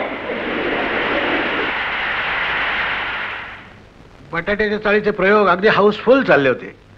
याच वेळेला सुनीताने एक कडक नियम केला की 50 प्रयोग झाले की नवीन काहीतरी कार्यक्रम तयार केल्याशिवाय पुन्हा हेच कार्यक्रम करत राहायचं नाही. परत हाच बटाट्याची चाळ वगैरे करत राहायचं नाही.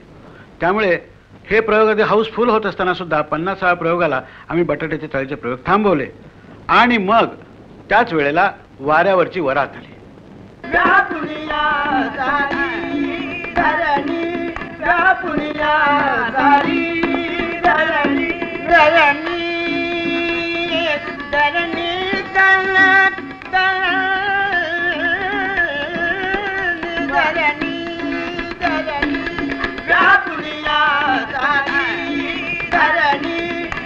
पुनिया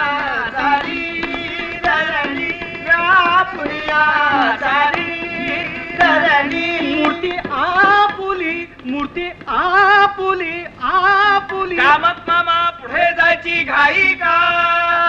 मागे पहा म्हणजे पुढे का गेलो ते कळेल. मूर्ती आपुली आपुली या. मामी मामी या या या या या. हे इकडं भरतं काय करतं तुमचं भाजी बाजार? एक नुसतं बघा 2 आण्याचं आळू आण म्हटलं तर इकडे येऊन बैल ओरडतो सवरडक्त बसले बघा. गाणं गाणं गाणं कंठाळ आला की अरिष्ट नाही तर मानते. यालाच कर्नाटकी ढंग म्हणतात काय हो कडवेकर? मामी या या या. आता मी पण येऊ म्हटलं काय तर गाणं म्हणायला. आणि ते बायको कुठे गेलं हो ते तुमचं? गरीब बघा ते पाप सारखं काम काम काम करतय. माझ्यासारखं असतं तर पेटी फोडून बंब पेटवलं असतं. काय हे?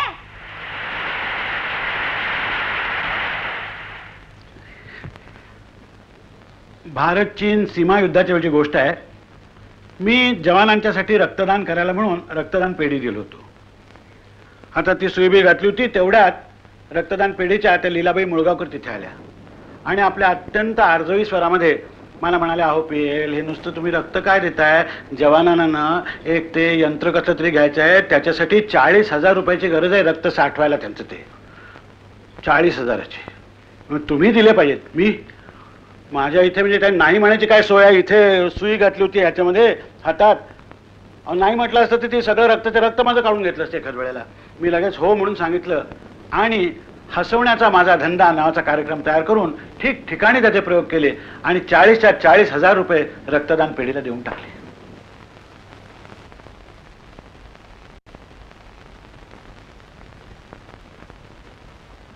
बटाट्याची चाळ, वाऱ्यावरची वरात, असामी असामी, हसवण्याचा माझा धंदा, सुनीताने केलेला राजमाता जिजाबाई, नंतर वटवट असे निरनिराळे कार्यक्रम चालू होते. निरनिराळे देश पाहत हिंडत होतो. त्या प्रवासांची वर्णनं लिहित होतो. अनेक नवे परिचय घडत होते. जिकडे जावे तिकडे माझी भावंडे आहेत, सर्वत्र खुणा माझ्या घराच्या मजला दिसत आहेत. हा अनुभव मला आयुष्यात पुष्कळ वेळेला आला, अगदी अनपेक्षितपणाने आला.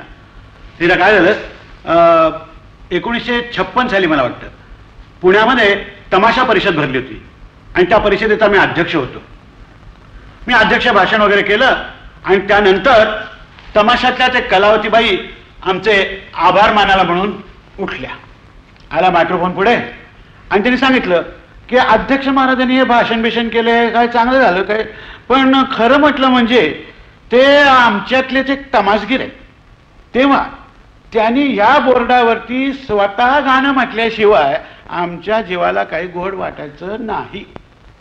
आली पंचायत झालं. मी लगेच माझे ते अध्यक्षाचे हार बाजूला टाकले, आलो बोर्डावरती उभा राहिलो आणि ढोलचीवाला तुंटुणेवालाने सगळ्यांना बोलवलं आणि जी लावणी सुरू केली, माझ्या संग पंक्तीत बोलू नका म्हटल्या बरोबर मागल्या बाजूने जी शिट्टी आली, त्या शिट्टी बरोबर त्या सगळ्या लोकांनी मला मी त्यांचा आहे, आपला माणूस आहे म्हटलेलं माझ्या बरोबर लक्षात आलं.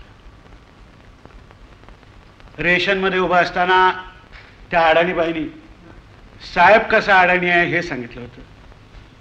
ह्या तमासगीरबाईंनी मी तमासगीर आहे याची मला जाणीव करून दिली. तमासगीर हा शब्द पुष्कळांना खटकतो. इंग्लिशमध्ये परफॉर्मिंग आर्टिस्ट म्हटलं की बरं वाटतं, पण रंगमंचावर उभा राहून जो लोकांच्या पुढे अभिनय करून दाखवतो, नृत्य करून दाखवतो, गायन करून दाखवतो, तो तमासगीर नाही तर काय. मी तरी आयुष्यात दुसरं काय केलेलं आहे.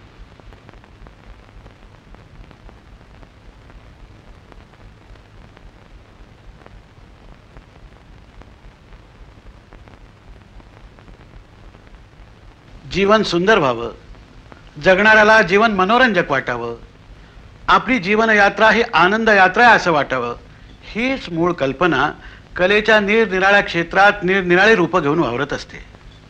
त्याबरोबरच नाटक, नृत्य, संगीत यांचा आनंद लुटणारा समाज हे जसं सत्य आहे, तसंच मनुष्य निर्मित आणि निसर्ग निर्मित अन्यायाच्या विरुद्ध झुंजणारा समाज हे सुद्धा एक सत्य आहे.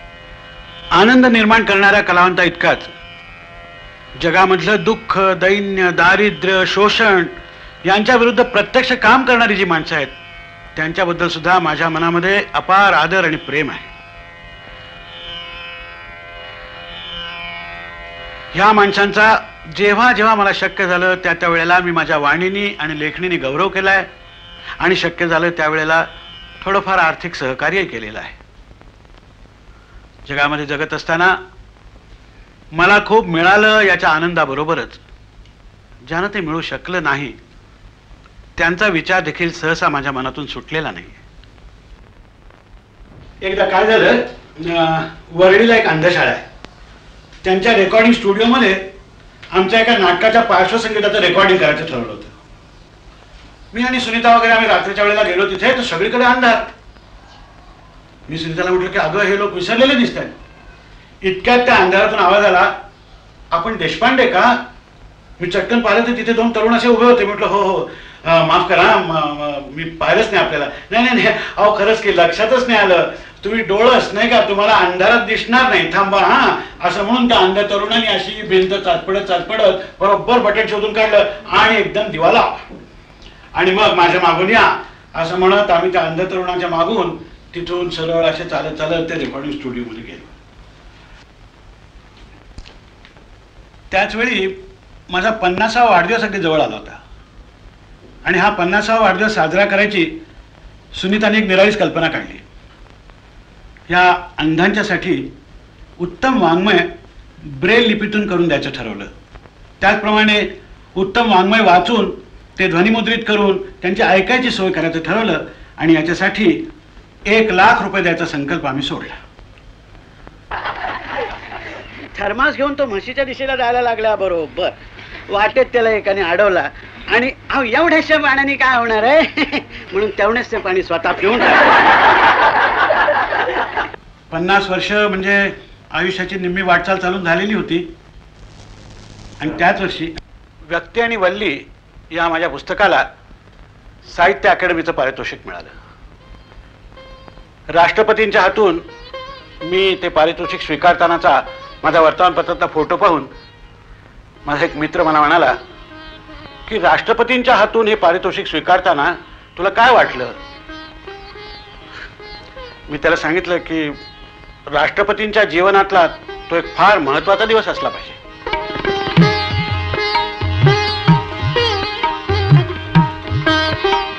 मला साहित्य अकादमीचं पारितोषिक मिळालं, झालंच तर संगीत नाटक अकादमीचं पारितोषिक मला मिळालं. गौरवाचे अनेक प्रसंग आयुष्यात आले. मी नाट्यसंमेलनाचा अध्यक्ष झालो. 50 वर्षाच्या आयुष्यात साहित्य, संगीत, कला, राजकारण, समाजकारण अशा निरनिराळ्या क्षेत्रातल्या असंख्य लोकांचा स्नेह मला लाभला, प्रेम मिळालं आणि माझ्या वाचकांचं आणि श्रोत्यांचं तर मला म्हणजे खूपच प्रेम मिळालं.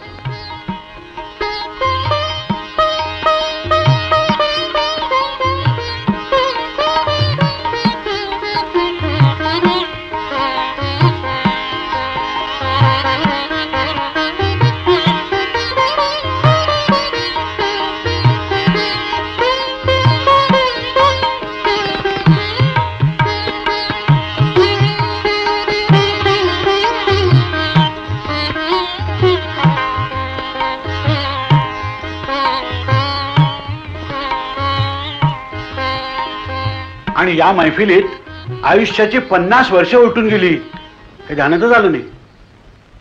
आणि एकदम मूळ बंगालीतून रवींद्रनाथ टागोर वाचायचा आपला राहून गेला ही रुखरुख मनाला लागली आणि मी आपला सरळ जाऊन शांतिनिकेतनामध्ये तळच ठोकला.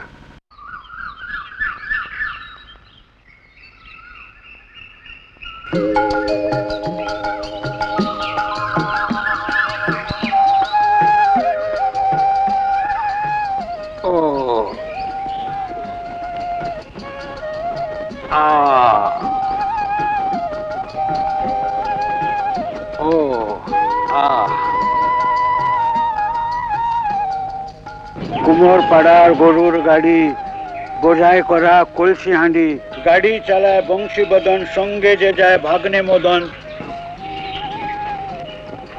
আজি এ প্রভাতে রবির কর কেমনে পশিল প্রাণের পর কেমনে পশিল গুহার আন্ধারে প্রভাত পাখির গান, না জানে কেন এতদিन পরে জাগিया उठिल प्राण, अशी त्यांची ती सुरुवात आहे. ते असंच सामान्यतः त्याच्या भाषांतरात होईल. आज पहाटे रविकरा आला, नकळे कैसा प्राणा माझ्या स्पर्शुनी गेला. प्राणा माझ्या स्पर्शुनी गेला आणि जाहला अंधाऱ्या या गव्हरात मज स्पर्श आज त्या पहाट पक्षाच्या गीताचा. इतुक्या दिवसा मागुनी माझा प्राण कसा मज नकळे ऐसा जागुनी उठला. जागुनी उठला प्राण, अरे अन उसळून आले नीर. प्राण वासना रोधून शकली मत प्राणांचा धीर. थर थर थर थर कंपित भूधर शिलाखंड कोसळून पडले. फुलून फुलून मग फेस उसळला, गर्जत जल संतापून उठले. इथे तिथे मग वेड्या परिजल मत्त भिंगऱ्या मारित सुटले. शोधू लागले तरी न दिसले, बंदीगृहाचे दार कोठले. सांग विधात्या पाषाणांच्या कशास येथे पडल्या राशी पडल्या. चहू दिशांना कशास त्यांच्या उंच उंच या भिंती घडल्या. हृदया आता सर्व बंधने तोड तोडही, प्राणांची साधना करोनी मने जोडही. लाटेवरती उसळून लाटा, आघातावर कर आघाता. मत्त होऊनी प्राण जागला कुठला, तमान फत्तर कुठला.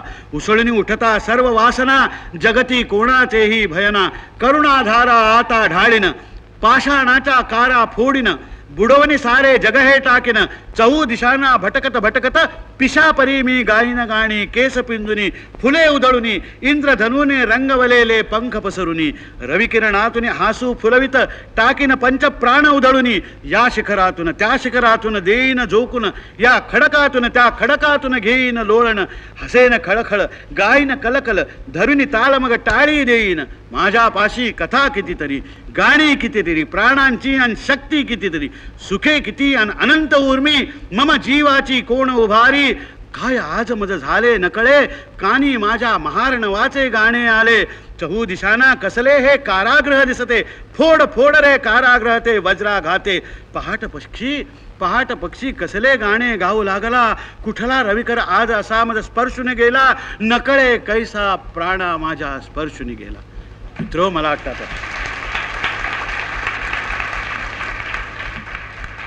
गेले 2-3 दिवस रवींद्रांच्या सहवासात नेऊन आणण्याचा मी आपल्याला प्रयत्न केला. अमार जीवन अमार बाणी या उक्तीची सत्यता पटवणारी ही कविता आहे. आम्ही वैकुंठवासी आलो याच कारणाशी, बोलले जे ऋषी साच भावे वर्ताया. असं साच भावानी वर्तन करणारा अशा प्रकारचा महाकवी. याच्यावरती बोलताना एवढंच होतं, वाचलं त्याचं की आपणच निर्मळ झालो असं आपल्याला त्या क्षणाला वाटायला लागतं. आपल्यातला मी हा सबळ होतो, निर्मळ होतो. आपल्यातला त्या मीची मरगळ घालवण्यासाठी रवींद्रनाथांच्याकडे काहीही मागायला जावं अशी मागणाऱ्याची भूमिका घेऊन मी त्यांच्याकडे जेव्हा जेव्हा गेलो तेव्हा जे जे माझ्या झोळीमध्ये पडलेलं आहे त्या संबंधी मी आपल्याशी आता बोललो. रवींद्रनाथ आणि मी असं ज्यावेळी मी म्हणतो त्यावेळी एक उदार दाता आणि एक सदा अतृप्त याचक हेच आमचं नातं असतं. रवींद्र भारतींनी मला दिलेली डॉक्टर ऑफ लिटरेचर ही पदवी मी रवींद्रनाथांच्या साहित्याचा भक्त म्हणून मला मिळालेला प्रसाद आहे असं मी मानतो. त्याआधी इचलकरंजीला झालेल्या अखिल भारतीय मराठी साहित्य संमेलनाच्या सुवर्ण महोत्सवाच्या वर्षाचं मला अध्यक्षपद देऊन आजवर मी जे काही लिहिलं त्याची माझ्या मराठी वाचकांनी प्रचंड दाद दिलेली होती. मित्र हो, साहित्यातल्या थोरवीशी जातीचा, धर्माचा, स्त्री किंवा पुरुष असण्याचा काही संबंध नाही आहे. उगीचच हा राजकारणातला स्वार्थी गोंधळ साहित्यकलेत आणण्याची काही आवश्यकता नाही आहे. शेवटी साहित्य उभं राहतं ते स्वातंत्र्यासारखं आत्मतेजोबलेच उभं राहतं. माझा विनोद तुम्हाला रुचला नाही म्हणून मुख्य प्रधानांची वशिल्याची चिठ्ठी आणून मला तुम्हाला हसायला लावता येणार नाही.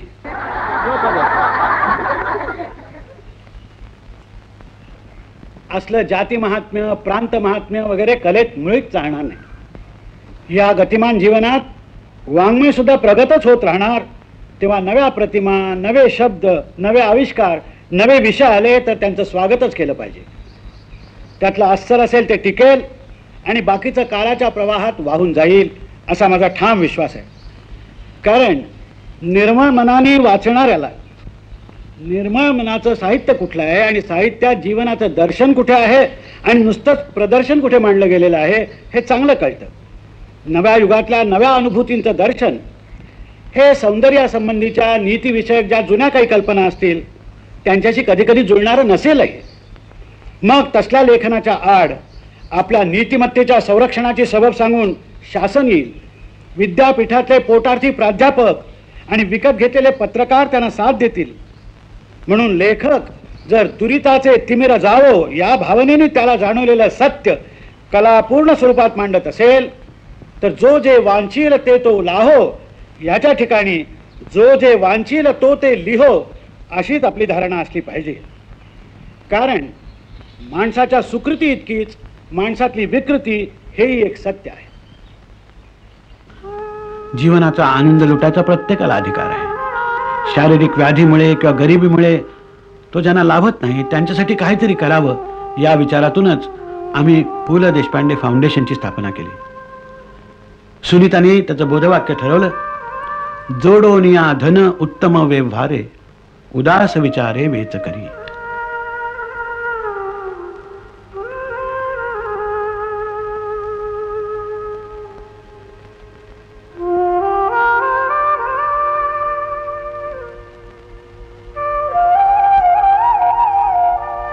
मी काही कोणी समाजसेवक नाही किंवा विचारवंत वगैरेही नाही आहे. खरं सांगायचं म्हणजे मी आपला एक कर्मणूक करणारा माणूस आहे. मला माझ्या स्वतःच्या बाबतीमध्ये कलावंत हा शब्द वापरायला सुद्धा भीती वाटते. पण देशात ज्या वेळेला आणीबाणी आली त्यावेळी मात्र मला असं वाटलं की लोकशाहीच्या पायालाच काहीतरी हादरा बसलेला आहे.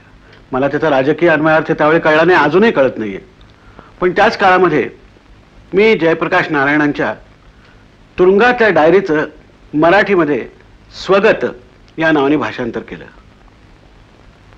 जयप्रकाशजींच्या मुळातल्या प्रिझन डायरीचं पहिलं पुस्तक हे मराठीतून आलं याचं मला फार मोठं समाधान आहे. मी स्वतःला बुद्धिवादी, अमुकवादी, तमुकवादी असं काहीही मानत नाही. कधी देवापुढे हात जोडून मला अमुक एक काहीतरी दे असंही मी कधी मागितलेलं नाहीये. आता काय देणार? या जगामध्ये दुःख, दैन्य, दारिद्र्य, कीड मुंगीसारखे जगणारी माणसं सरळ डोळ्यापुढे दिसत असताना देव दिनांचा वाली आहे याच्यावर माझी काही श्रद्धा नाहीये. हां, पण कुठे जर असं टाळ मृदंगाच्या साथीमध्ये भजन बिजन जोरात चाललेलं असलं तर ते ऐकायला मला आवडतं. माझ्या टेबलावर तुकोबाचा गाथा आणि वुडहाऊसचा जीव्स अगदी आनंदाने एकत्र नांदत असतात. कधी वाचनात दंग असतो. अशा वेळेला दुरून कुठून तरी कुमार गंधर्वाचे सूर असे रेडिओवरून कानावर पडतात आणि मी त्या सुराच्या पंखावर बसून कैवल्याच्या गावाला निघून जातो. कुठे चार तरुण मंडळी एकत्र येऊन एखादा मस्तपैकी नाटक करत असतात. अशा वेळेला त्यांच्या पाठीवरती शाबासकीची थाप मारायला माझे हात शिवशिवत असतात. एखादा दलित कवी, कालचा पाऊस आमच्या गावात पडलाच नाही, सारी पिकं आम्ही आसवावर काढली हे सांगत येतो. बलुत्यासारखी एखादी दलित जीवनाची कहाणी येते. जीवनातल्या या भयंकर वास्तवाचं दर्शन घडवणाऱ्या लेखकांच्या विषयी वाटणारी कृतज्ञता व्यक्त केल्या वाचून मला राहवत नाही. त्याबरोबरच राजकारणामध्ये ज्यांना पुढारी म्हणायचं असली मंडळी माझ्या विनोदी लेखनाला भरपूर प्रेरणा देतात. या नादात दिवस कसे गेले तेच कळलं नाही आणि आता मी 60च शिरलो. पण नाटक, संगीत, झालंच तर वाचन, ही सगळी किंवा मित्रमंडळींची गप्पा गोष्टी ही सगळी माझी टॉनिक्स आहेत. जगातल्या मोठ्या मोठ्या कलावंतांनी, झालंच तर माझ्या मित्रांनी, माझ्या असंख्य वाचकांनी, श्रोत्यांनी माझी मैफिल अगदी जिवंत ठेवलेली आहे. मला लिहिण्या बिहिण्याच्या सगळ्या ह्या प्रेरणा ज्या आहेत ह्या त्याच्यातूनच मिळत असतात. चीन भारत सीमा युद्धाच्या वेळची गोष्ट आहे. मी त्यावेळच्या दिवाळी अंकामध्ये एक माझं खाद्य जीवन नावाचा लेख लिहिला होता. म्हणजे मी आत्तापर्यंत जे काही खाल्लं त्याच्याबद्दलचा हा लेख होता. एके दिवशी मला सीमेवरच्या एका जवानाचंच पत्र आलं. त्याचं काय झालं होतं की दिवाळीच्या सुमाराला हे युद्ध झालं आणि अचानक या जवानाला युद्धावर जावं लागलं. जाताना त्यांनी काही 4 दिवाळी अंक बरोबर नेले होते आणि तिथे त्या हिमालयाच्या जीव घेण्या थंडीमध्ये तो कुडकुडायला लागला आणि काहीतरी शेकोटी करावी म्हणून त्यांनी हे दिवाळी अंक घेऊन त्यातलं काही जाळायला सुरुवात केली, धग करायला म्हणून. त्यात त्याला माझा लेख असलेला अंक दिसला, माझे खाद्य जीवन. तो लेख त्यांनी वाचला आणि बेस कॅम्पमध्ये आल्यानंतर मला पत्र पाठवलं की तुमचा हा लेख वाचल्यानंतर हे सगळं खाण्यासाठी तरी मला जगलंच पाहिजे असा उत्साह माझ्या मनामध्ये निर्माण झाला. त्या वाचकाला हे माहिती नाही की जगण्यासाठी माझ्या मनामध्ये त्यांनी केवढा उत्साह निर्माण केलेला होता. मला ज्या वेळेला साहित्य अकादमीचं पारितोषिक मिळालं त्यावेळच्या भाषणामध्ये मी सांगितलं होतं की हे बघा, writing is a constant search for someone who will understand you, who will laugh with you or shed a tear with you. I have never had a fight with my readers. I laugh.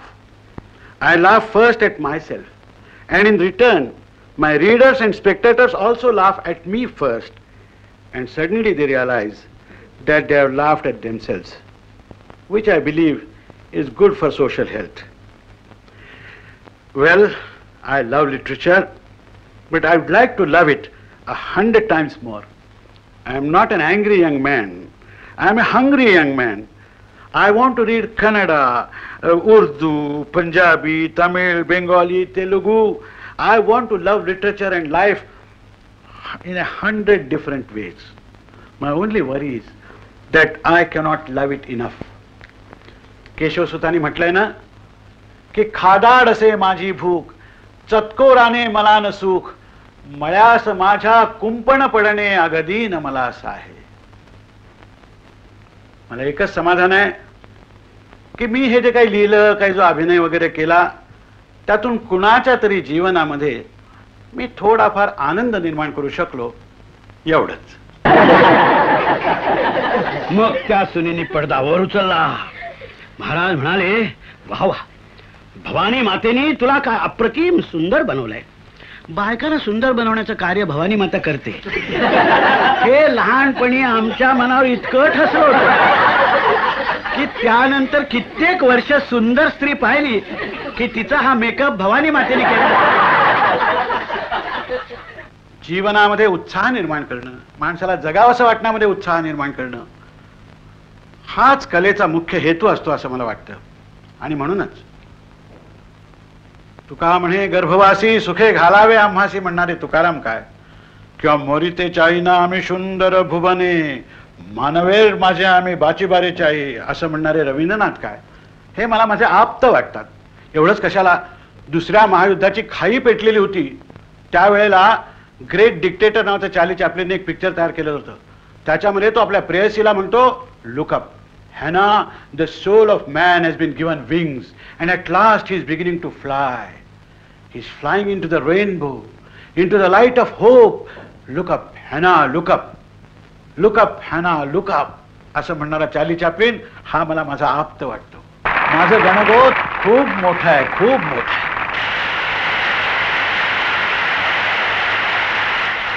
आता संध्या छायाना केव्हा दाटायचं तेव्हा दाटू देत. मी कशाला त्याची काळजी करू. आईला तीरावरतीच पाहण्यासारखं इतकं आहे की पहिल्या तीराची चिंता मी कशाला करायची. माझी मैफिल चालूच आहे.